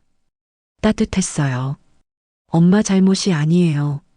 아무도 잘못하지 않았어요. 하지만 정희는 고개를 저었습니다. 자신을 용서할 수 없었어요. 만약 아버지를 거역하고 혜준을 찾았다면, 만약 더 끈질기게 찾았다면, 주호는 비석에 이마를 댔습니다.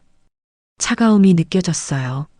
아버지, 저는 평생 외로웠어요. 보육원에서 자랐거든요. 늘 궁금했어요. 부모님이 누군지, 왜 저를 버렸는지. 목소리가 갈라졌습니다. 계속 말했어요. 이제 알았어요. 아버지는 우릴 버리지 않으셨어요. 우릴 사랑하셨어요. 지키려고 하셨어요. 민석은 비석 옆에 앉았습니다. 무릎을 안았어요. 아버지 이름이 혜준이시죠? 저는 민석이에요. 아버지 이름을 물려받았어요. 정민석이 원래 이름이었대요. 눈물을 닦았습니다. 계속 말했어요. 간호사가 됐어요. 사람들을 돌봐요.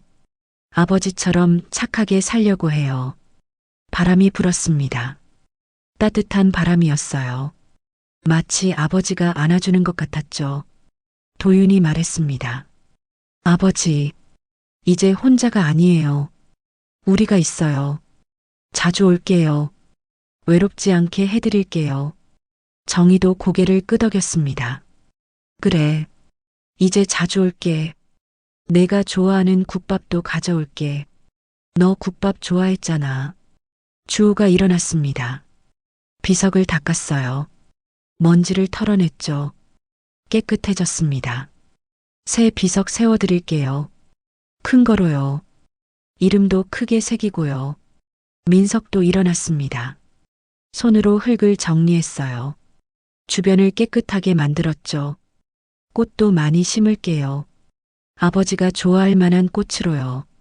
네 사람은 한참을 그렇게 있었습니다. 해가 완전히 기울었어요. 곧 어두워질 거였죠. 이제 가야 할 것 같아요. 도윤이 조용히 말했습니다. 모두 고개를 끄덕였어요. 하지만 쉽게 발걸음이 떨어지지 않았죠. 정희가 마지막으로 비석을 만졌습니다. 손으로 글자를 짚었어요. 정해준, 사랑했던 사람, 아들들의 아버지, 다음 주에 올게. 기다려. 네 사람은 천천히 걸어 내려갔습니다. 뒤돌아보며 손을 흔들었어요. 비석이 점점 멀어졌죠. 차에 탔습니다. 아무도 말하지 않았어요. 도윤이 시동을 걸었습니다. 집으로 향했죠. 고속도로를 달렸습니다. 어둠이 내렸어요. 차 안은 고요했죠. 각자 생각에 잠겨 있었습니다. 정희는 창밖을 봤습니다. 별이 떠올랐어요. 혜준도 저 별이 됐을까요? 자신들을 지켜보고 있을까요? 도윤은 운전하며 생각했습니다. 아버지를 만났어요. 너무 늦게, 너무 슬프게. 하지만 만났죠. 이제 알았습니다. 아버지가 누구였는지, 어떻게 살았는지, 어떻게 죽었는지. 주호는 주먹을 쥐었다 폈다 했습니다. 분노가 가라앉지 않았어요. 하지만 어쩔 수 없었죠. 과거는 바꿀 수 없었습니다. 다만 기억할 수 있을 뿐이었어요. 민석은 눈을 감았습니다. 아버지 얼굴을 상상했어요. 사진 속 모습처럼 웃고 있을까요? 자신들을 보며 기뻐할까요? 밤 9시 집에 도착했습니다. 네 사람은 지쳐 있었어요. 몸도 마음도요. 거실에 앉았습니다. 한참을 말없이 있었죠. 정희가 먼저 입을 열었습니다. 혜준이가 우릴 거부한 이유를 알 것 같아. 모두 정희를 봤습니다. 정희가 계속 말했어요. 창피해서가 아니야. 우리를 지키려고 그랬을 거야. 다친 모습 보이기 싫었을 거야. 우리한테 짐이 되기 싫었을 거고. 도윤이 조심스럽게 말했습니다.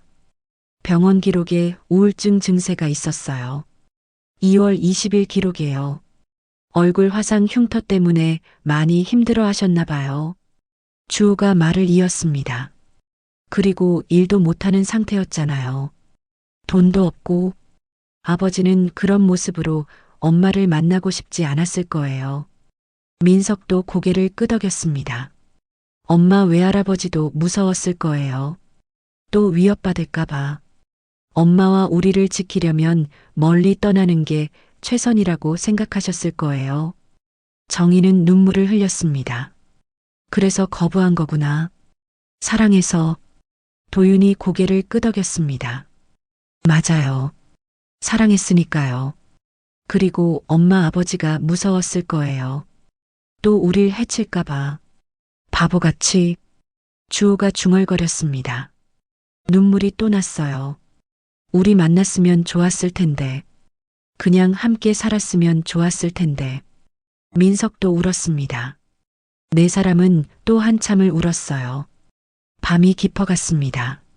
슬픔도 천천히 가라앉았죠.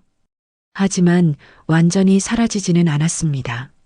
앞으로도 계속 아플 거였어요. 하지만 견딜 수 있었습니다. 넷이 함께라면. 아버지를 만나고 돌아온 지 일주일이 지났습니다. 그동안 네 사람은 조용히 지냈어요. 말수가 줄었죠. 각자 슬픔을 사귀고 있었습니다. 어느 날 아침 정희가 거실에 새 아들을 불렀습니다. 손에 노트를 들고 있었어요. 표정이 달라 보였죠. 지난 일주일보다 밝았습니다. 앉아봐. 할 얘기가 있어. 세 사람은 소파에 앉았습니다. 정희는 노트를 펼쳤어요. 빼곡하게 뭔가 적혀 있었죠. 봄날의 집 말이야. 제대로 시작하려고 해. 제대로요? 도윤이 물었습니다. 정희는 고개를 끄덕였어요. 지금까지는 그냥 쉼터였잖아. 이제는 더 많은 걸 하고 싶어. 미혼모들을 돕고 싶어. 민석이 앞으로 몸을 기울였습니다. 어떻게요? 상담도 하고 출산 준비도 도와주고 육아 교육도 하고 무엇보다 혼자가 아니라는 걸 느끼게 해주고 싶어. 정희의 목소리는 떨렸습니다. 눈물이 맺혔어요. 나처럼 힘들어하는 엄마들이 있을 거야. 도와주고 싶어. 혜준이를 위해서라도. 주호가 정희의 손을 잡았습니다. 좋은 생각이에요, 엄마. 우리도 돕겠어요. 정말? 물론이죠. 우리도 해야 할 일이 있어요. 도윤도 동의했습니다. 민석도 고개를 끄덕였어요. 그날부터 준비가 시작됐습니다. 정희는 미혼모 지원 단체에 연락했어요. 상담 교육도 받았죠. 도윤은 법률 자문을 맡았습니다. 입양, 양육권, 법적 문제들을 공부했어요.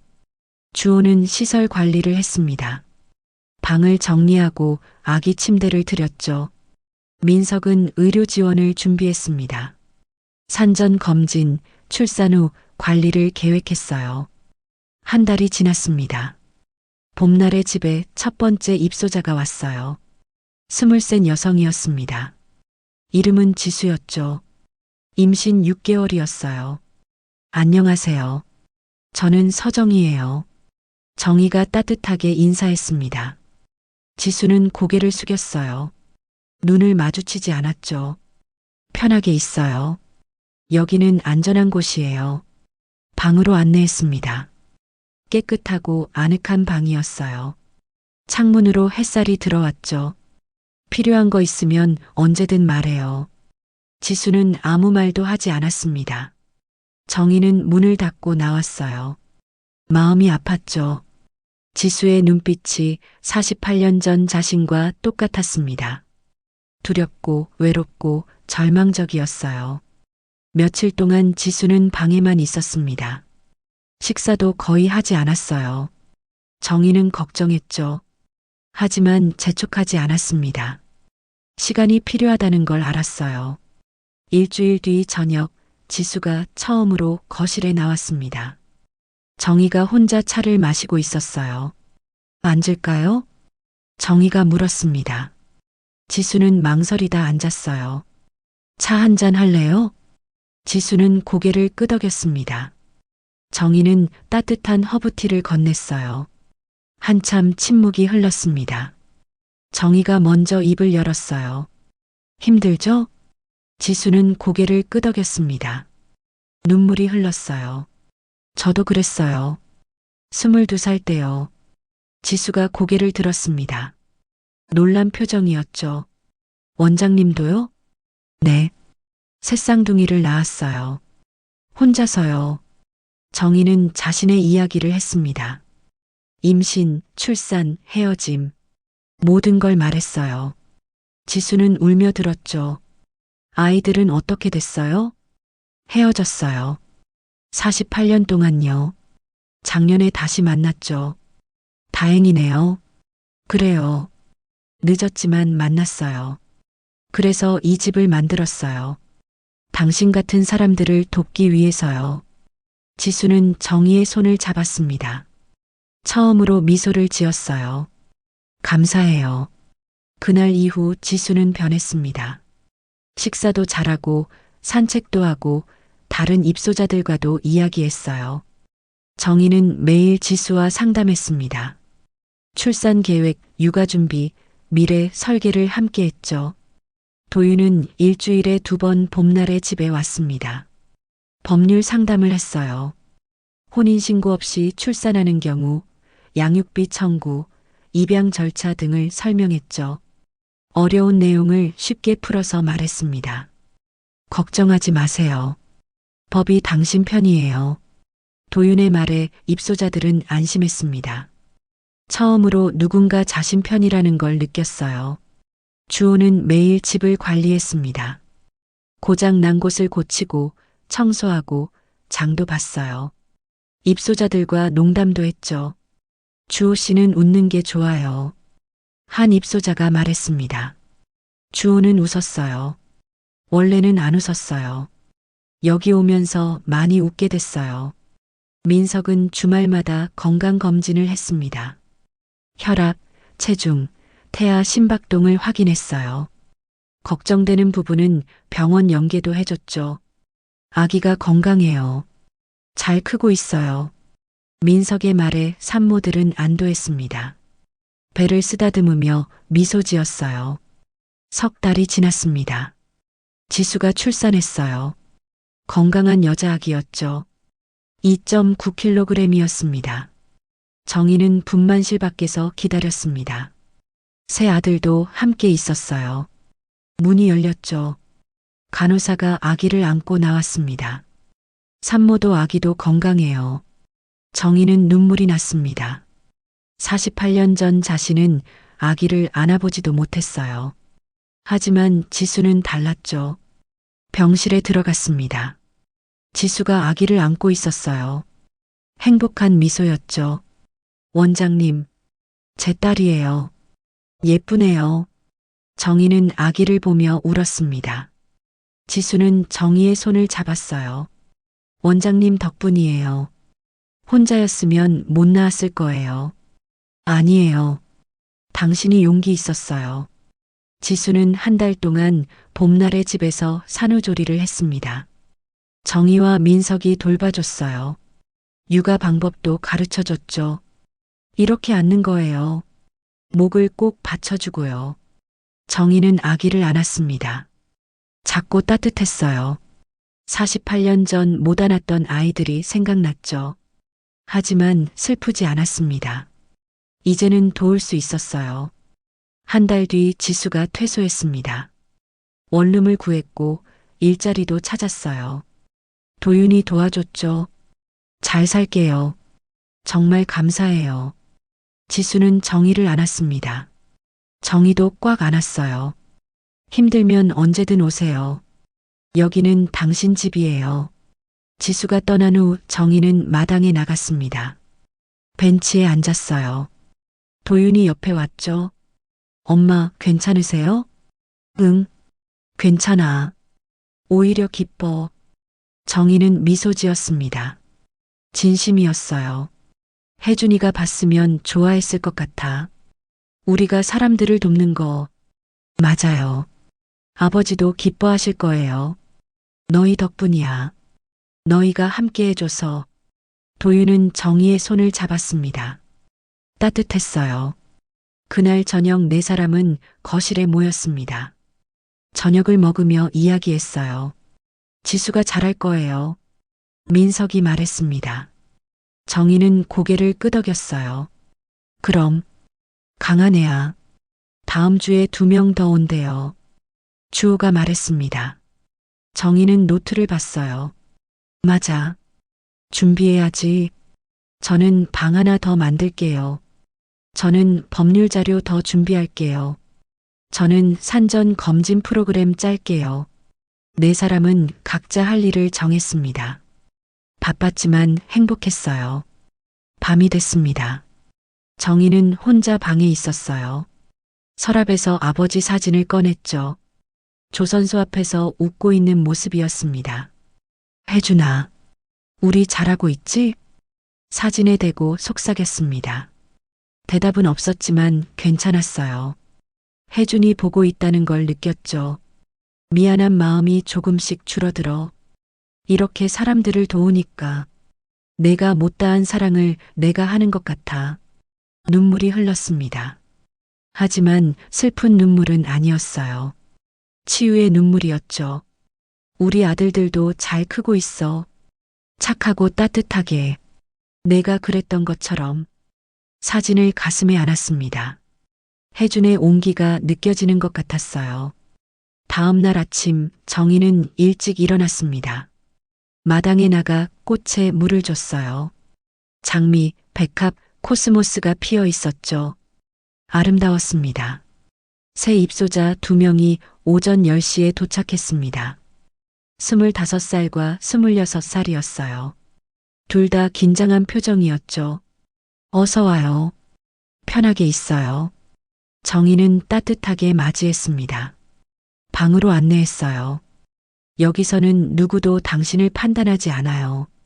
안전해요. 두 사람은 조금씩 긴장을 풀었습니다. 정의는 차를 내왔어요.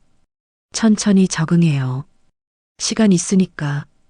오후에 도윤이 왔습니다. 법률 상담 시간이었어요. 새 입소자들도 참석했죠. 오늘은 출생신고에 대해 얘기할게요. 도윤은 자료를 나눠줬습니다. 차근차근 설명했어요. 입소자들은 고개를 끄덕이며 들었죠. 저녁에 주호가 저녁을 준비했습니다. 김치찌개와 밥이었어요. 모두 함께 식탁에 앉았죠. 맛있어요. 한 입소자가 말했습니다. 주호는 웃었어요. 더 먹어요. 많이 만들었어요. 식사 후 거실에 모였습니다. 민석이 기타를 들고 왔어요. 노래 한 곡 할게요. 민석은 기타를 쳤습니다. 부드러운 멜로디가 흘렀어요. 입소자들은 조용히 들었죠. 어떤 이는 눈물을 흘렸습니다. 어떤 이는 미소 지었어요. 노래가 끝났습니다. 박수가 터져 나왔어요. 좋았어요. 감동적이었어요. 민석은 고개를 숙이며 인사했습니다. 얼굴이 붉어졌어요. 밤이 됐습니다. 입소자들은 방으로 들어갔어요. 네 사람은 마당에 나와 앉았습니다. 별이 보였어요. 오늘도 좋은 하루였네요. 주호가 말했습니다. 모두 고개를 끄덕였어요. 혜준이도 보고 있겠지? 정희가 하늘을 올려다봤습니다. 별 하나가 유난히 밝았어요. 저게 아버지인 것 같아요.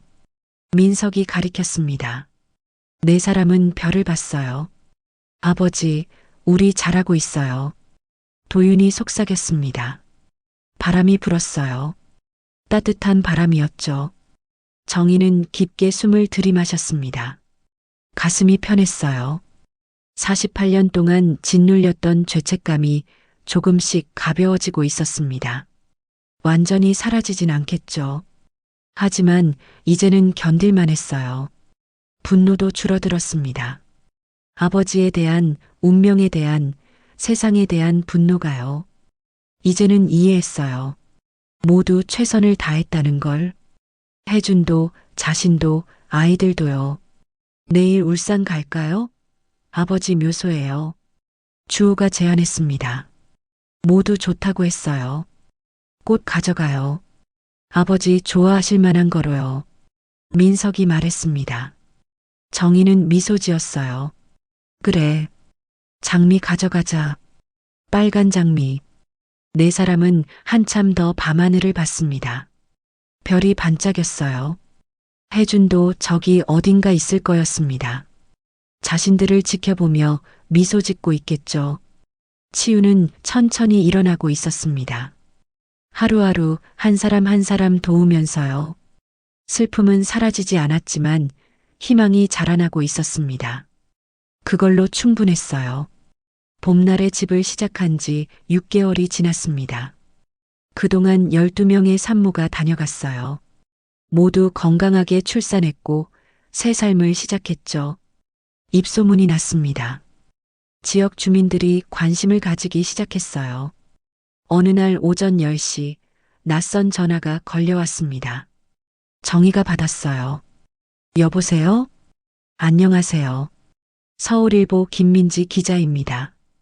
봄날의 집에 대해 기사를 쓰고 싶은데요. 정희는 놀랐습니다. 신문사에서 연락이 올 줄은 몰랐어요. 저희 같은 작은 곳을요? 작지 않아요. 입소자들한테서 연락 받았어요. 정말 좋은 곳이라고요. 인터뷰 가능할까요? 정희는 망설였습니다. 새 아들에게 물어봐야 했어요. 자신들의 이야기가 공개될 테니까요. 가족들과 상의하고 연락드릴게요. 전화를 끊고 새 아들을 불렀습니다. 상황을 설명했어요. 언론 인터뷰를 하고 싶대. 우리 이야기를 하게 될 거야. 도윤이 먼저 말했습니다. 해요. 우리 이야기가 다른 사람들한테 도움이 될 수도 있잖아요. 주호도 동의했습니다. 숨길 이유 없어요. 당당해요. 민석은 잠시 생각하다 고개를 끄덕였어요. 좋아요. 아버지도 기뻐하실 거예요. 사흘 후 기자가 왔습니다. 30대 여성이었어요. 카메라 기자도 함께였죠. 거실에 앉아 인터뷰가 시작됐습니다. 먼저 봄날의 집에 대해 소개해 주세요. 정희가 설명했습니다. 언제 시작했는지, 어떤 도움을 주는지, 지금까지 몇 명을 도왔는지요. 특별한 계기가 있었나요? 정희는 잠시 침묵했습니다. 새 아들을 봤어요. 모두 고개를 끄덕였죠. 제 이야기를 해야 할 것 같네요. 정희는 천천히 말했습니다. 1977년 이야기였어요. 22살에 임신했던 것, 새쌍둥이를 낳았던 것, 헤어져야 했던 것. 모두 말했죠. 기자는 놀란 표정으로 들었습니다. 메모를 빠르게 했어요. 그 아이들은 어떻게 됐나요? 정희는 새 아들을 가리켰습니다. 이 아이들이에요. 작년에 다시 만났어요. 기자는 눈을 크게 떴습니다. 믿을 수 없다는 표정이었죠. 정말요? 48년 만에요? 네. 도윤이 이야기를 이었습니다. 어떻게 찾았는지, DNA 검사는 어땠는지, 처음 만났을 때 기분은 어땠는지요. 주호는 보육원 이야기를 했습니다. 외로웠던 시절, 가족이 그리웠던 마음, 지금의 기쁨을 말했어요. 민석은 눈물을 닦으며 말했습니다. 양부모님은 돌아가셨지만 감사하다고, 지금은 친형제와 친엄마가 있어 행복하다고요. 기자도 눈물을 흘렸습니다. 휴지로 눈을 닦았어요. 아버지는요? 생물학적 아버지는 어떻게 되셨어요? 침묵이 흘렀습니다. 정희가 입을 열었어요. 돌아가셨어요. 1979년에요. 조선소 사고 이야기를 했습니다. 아버지를 찾아 나섰던 것, 묘소를 찾았던 것, 지금도 자주 찾아간다는 것을요.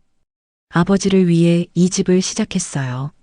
아버지가 못다한 사랑을 우리가 하는 거예요.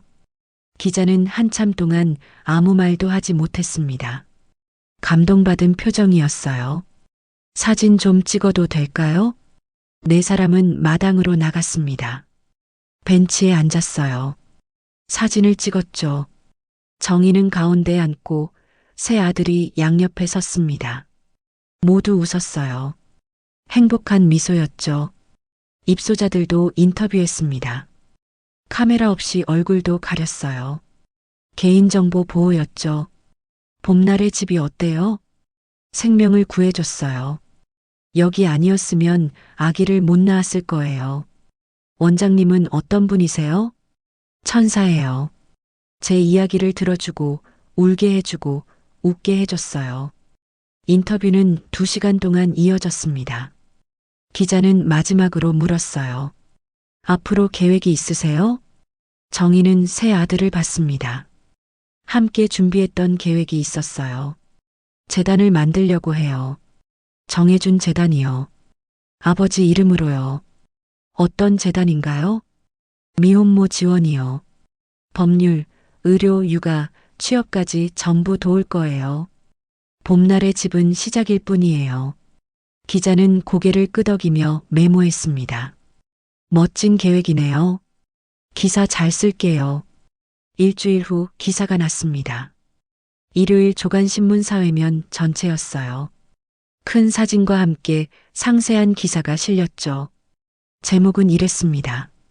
48년 만에 만난 새쌍둥이 미혼모를 돕다. 기사는 정희의 이야기부터 시작했습니다. 1977년 출산, 강제 분리, 48년의 찾기, 재회. 아버지 이야기도 있었어요. 조선소 사고, 무연고 사망, 묘소 발견. 그리고 봄날의 집 이야기로 끝났죠. 반응은 뜨거웠습니다. 전화가 쏟아졌어요.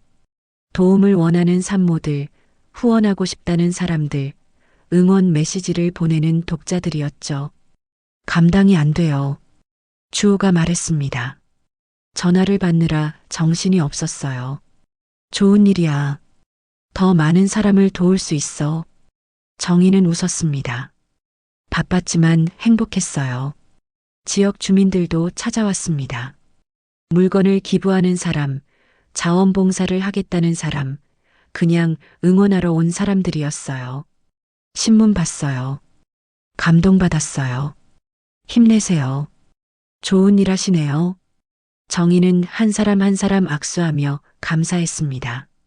한 달 후 동네 회관에서 주민 간담회가 열렸습니다.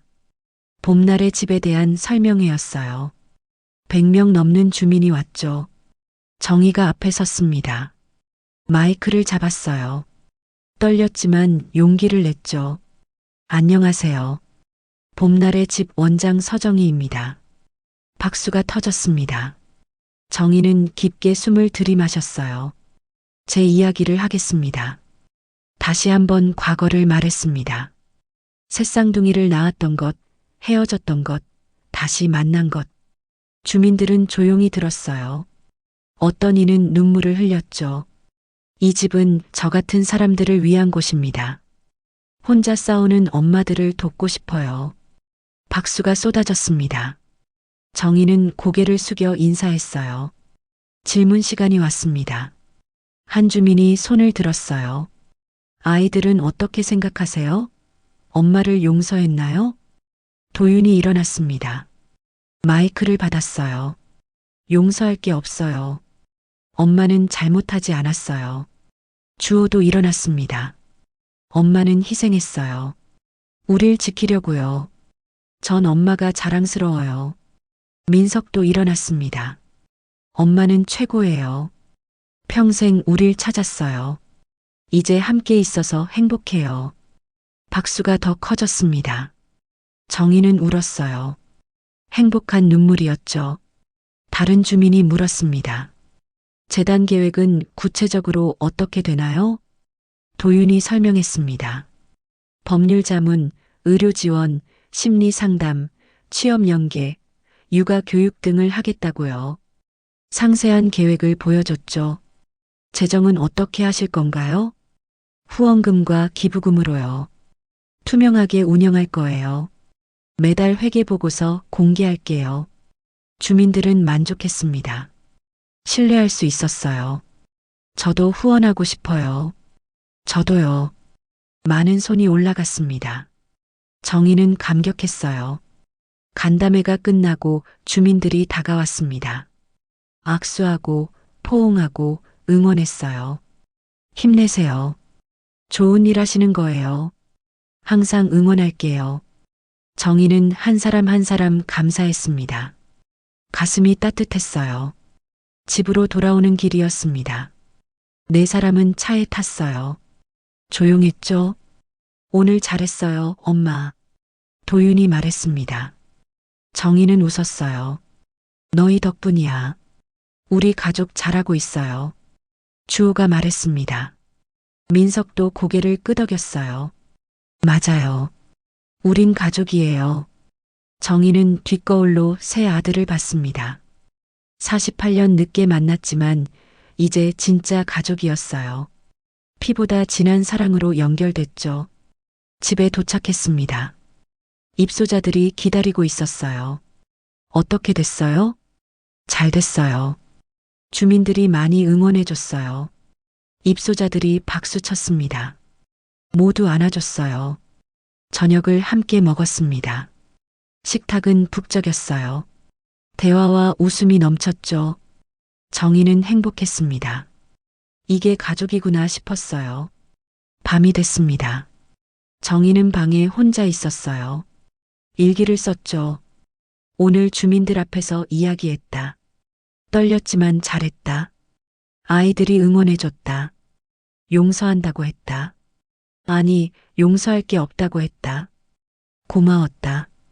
혜준아, 우리 아이들 봤지? 얼마나 훌륭한지. 내 아들들이야. 자랑스럽지? 나도 이제 괜찮아.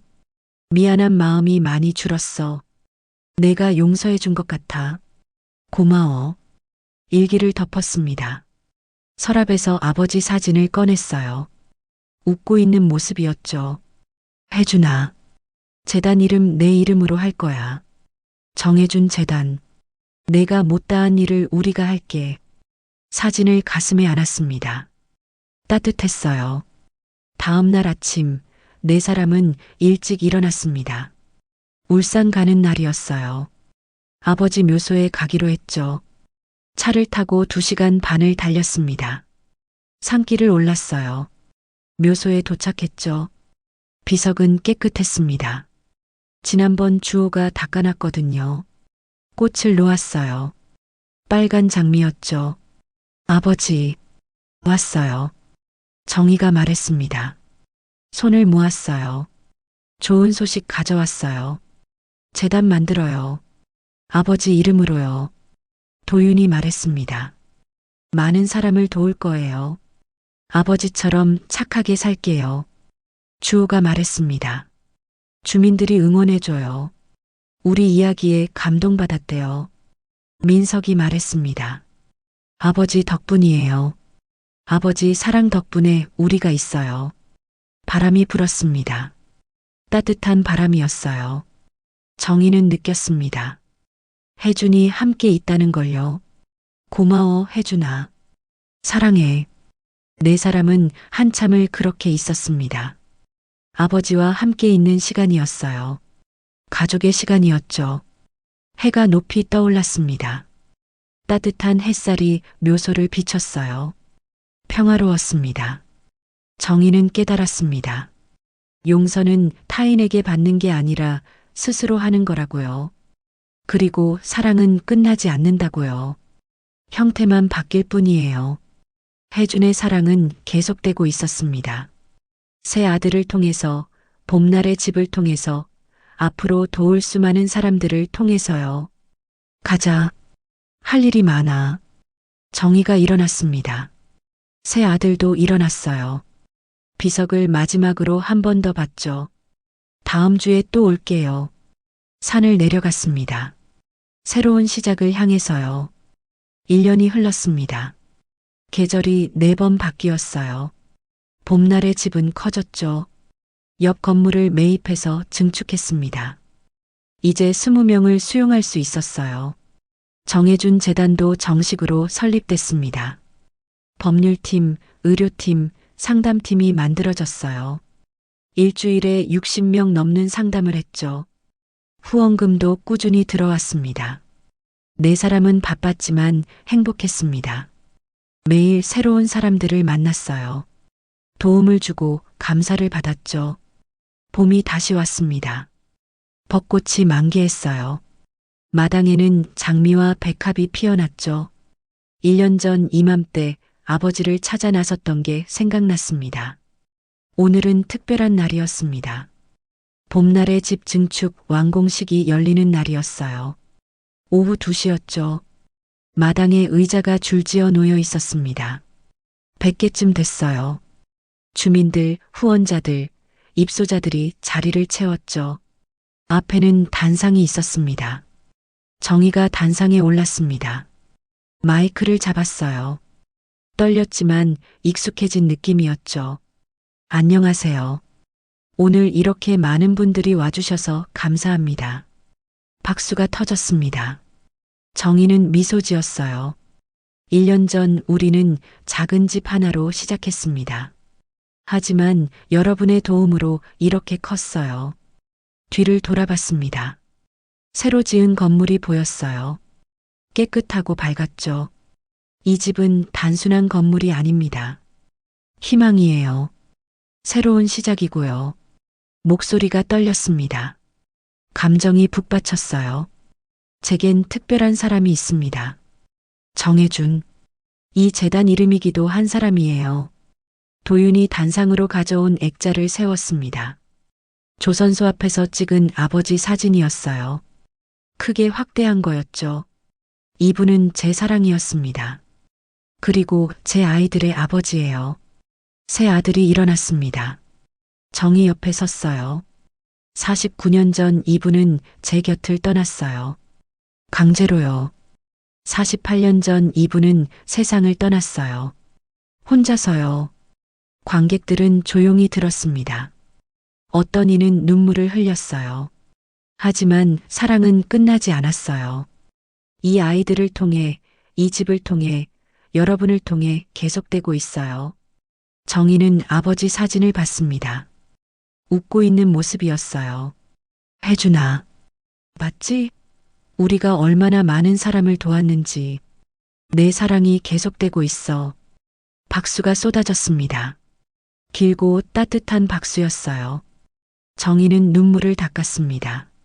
테이프 커팅식이 있었습니다. 정희와 새 아들이 가위를 들었어요. 함께 테이프를 끊었죠. 박수와 환호가 터졌습니다. 사람들이 새 건물을 둘러봤습니다. 깨끗한 방들, 넓은 거실, 아늑한 상담실이 있었어요. 아기 방도 따로 만들어졌죠. 정말 좋네요. 여기서 많은 생명이 태어나겠어요. 정희는 한 사람 한 사람과 이야기했습니다. 감사를 전했어요. 오후 5시쯤 행사가 끝났습니다. 사람들이 돌아갔어요. 4사람만 남았죠. 피곤하시죠? 민석이 물었습니다. 정희는 고개를 저었어요. 아니, 행복해. 주호가 제안했습니다. 울산 갈까요? 아버지한테 알려드려야죠. 모두 동의했습니다. 곧바로 차를 탔어요. 울산으로 향했죠. 차 안에서 정희는 가방을 열었습니다. 낡은 상자를 꺼냈어요. 1년 전 창고에서 발견했던 그 상자였죠. 이거 오랜만에 보네요. 도윤이 말했습니다. 정희는 상자를 열었어요. 사진, 편지, 수첩이 있었죠. 가끔 봐. 혜준이를 느끼려고 편지 한 장을 꺼냈습니다. 일본에서 보낸 편지였어요. 1978년 5월자였죠. 정희 드디어 한국으로 돌아갑니다. 울산 조선소에 일자리를 얻었습니다. 돈을 벌어 당신과 아이들을 찾아가겠습니다. 아버지는 끝까지 우릴 생각하셨어요. 민석이 말했습니다. 정희는 고개를 끄덕였어요. 그럼 마지막 순간에도 내 이름을 불렀대잖아. 수첩을 펼쳤습니다. 정혜준이 쓴 메모들이었어요. 도윤, 주호, 민석. 내 아들들의 이름. 아직 한 번도 본 적이 없지만 매일 이름을 불러본다. 주호는 눈물을 닦았습니다. 한 번도 못 봤는데 사랑하셨어요. 그게 부모야. 보지 않아도 사랑하는 거. 정희가 말했습니다. 도윤은 고개를 끄덕였어요. 사진을 봤습니다. 흑백 사진이었죠. 조선소 동료들과 함께 찍은 거였어요.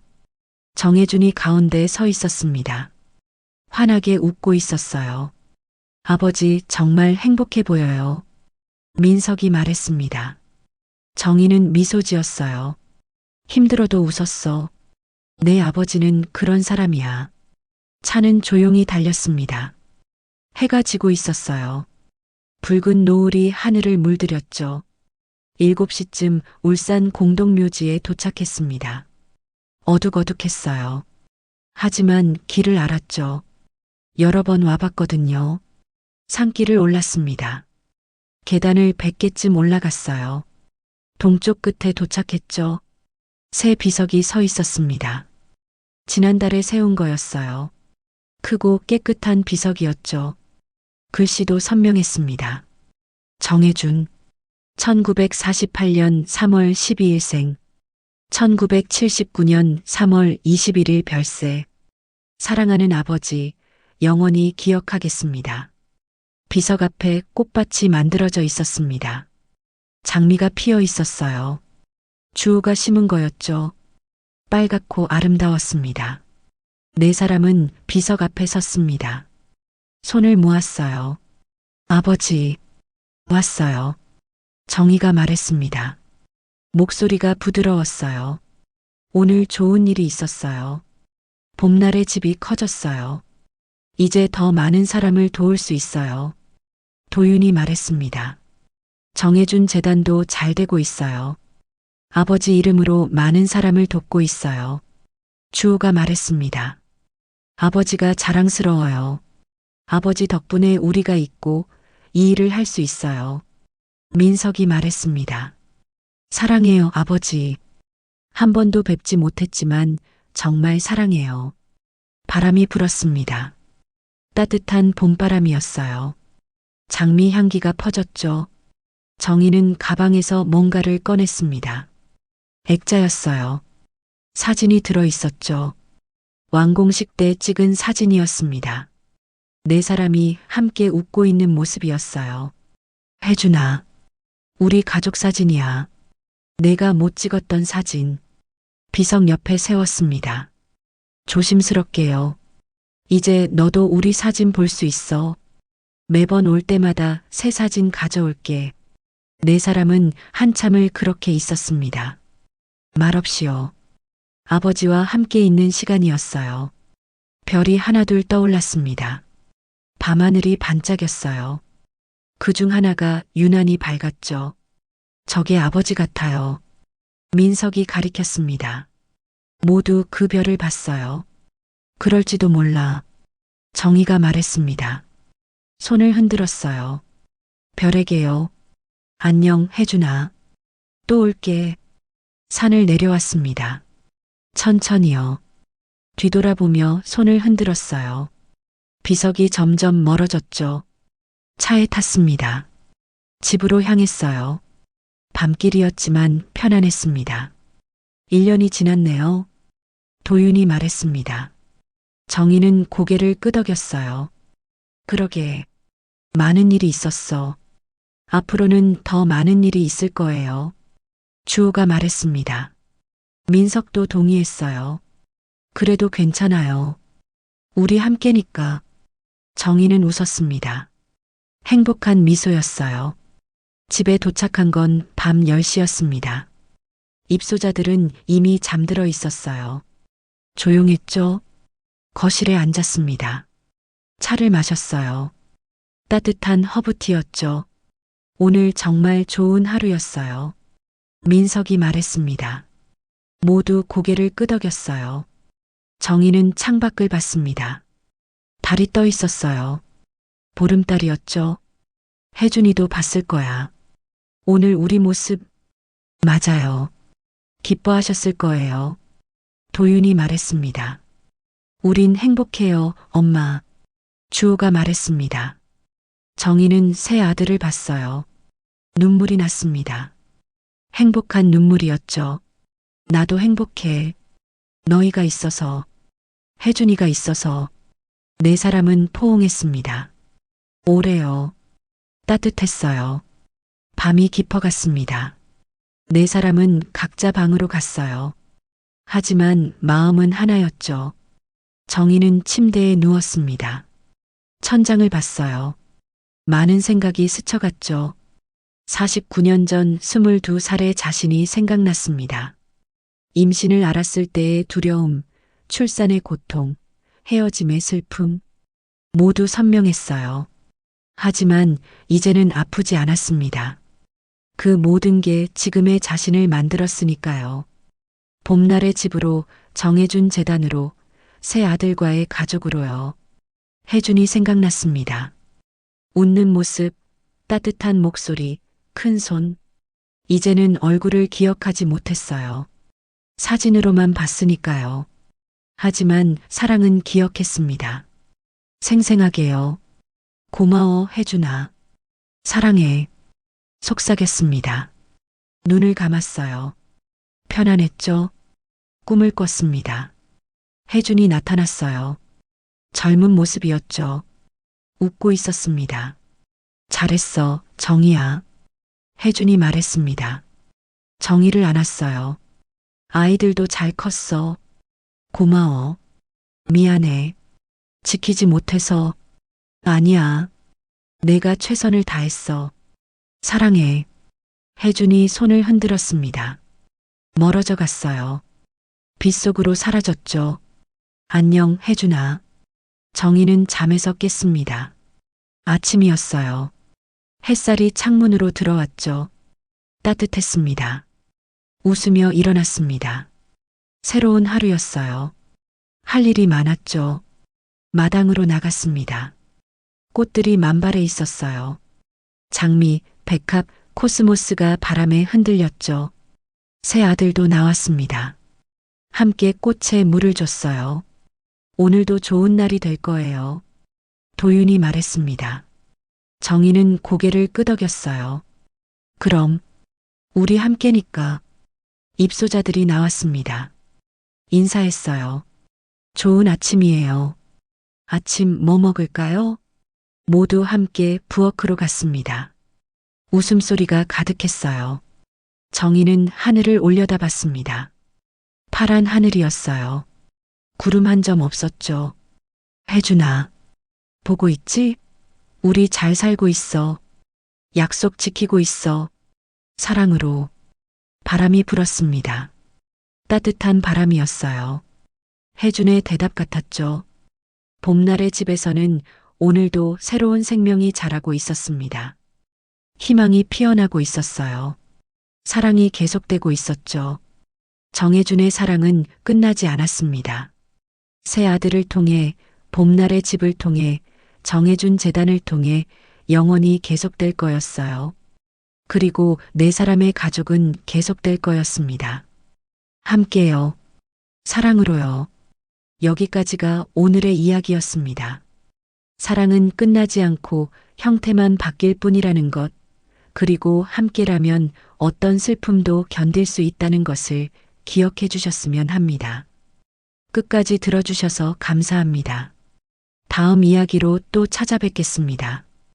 편안한 하루 보내세요.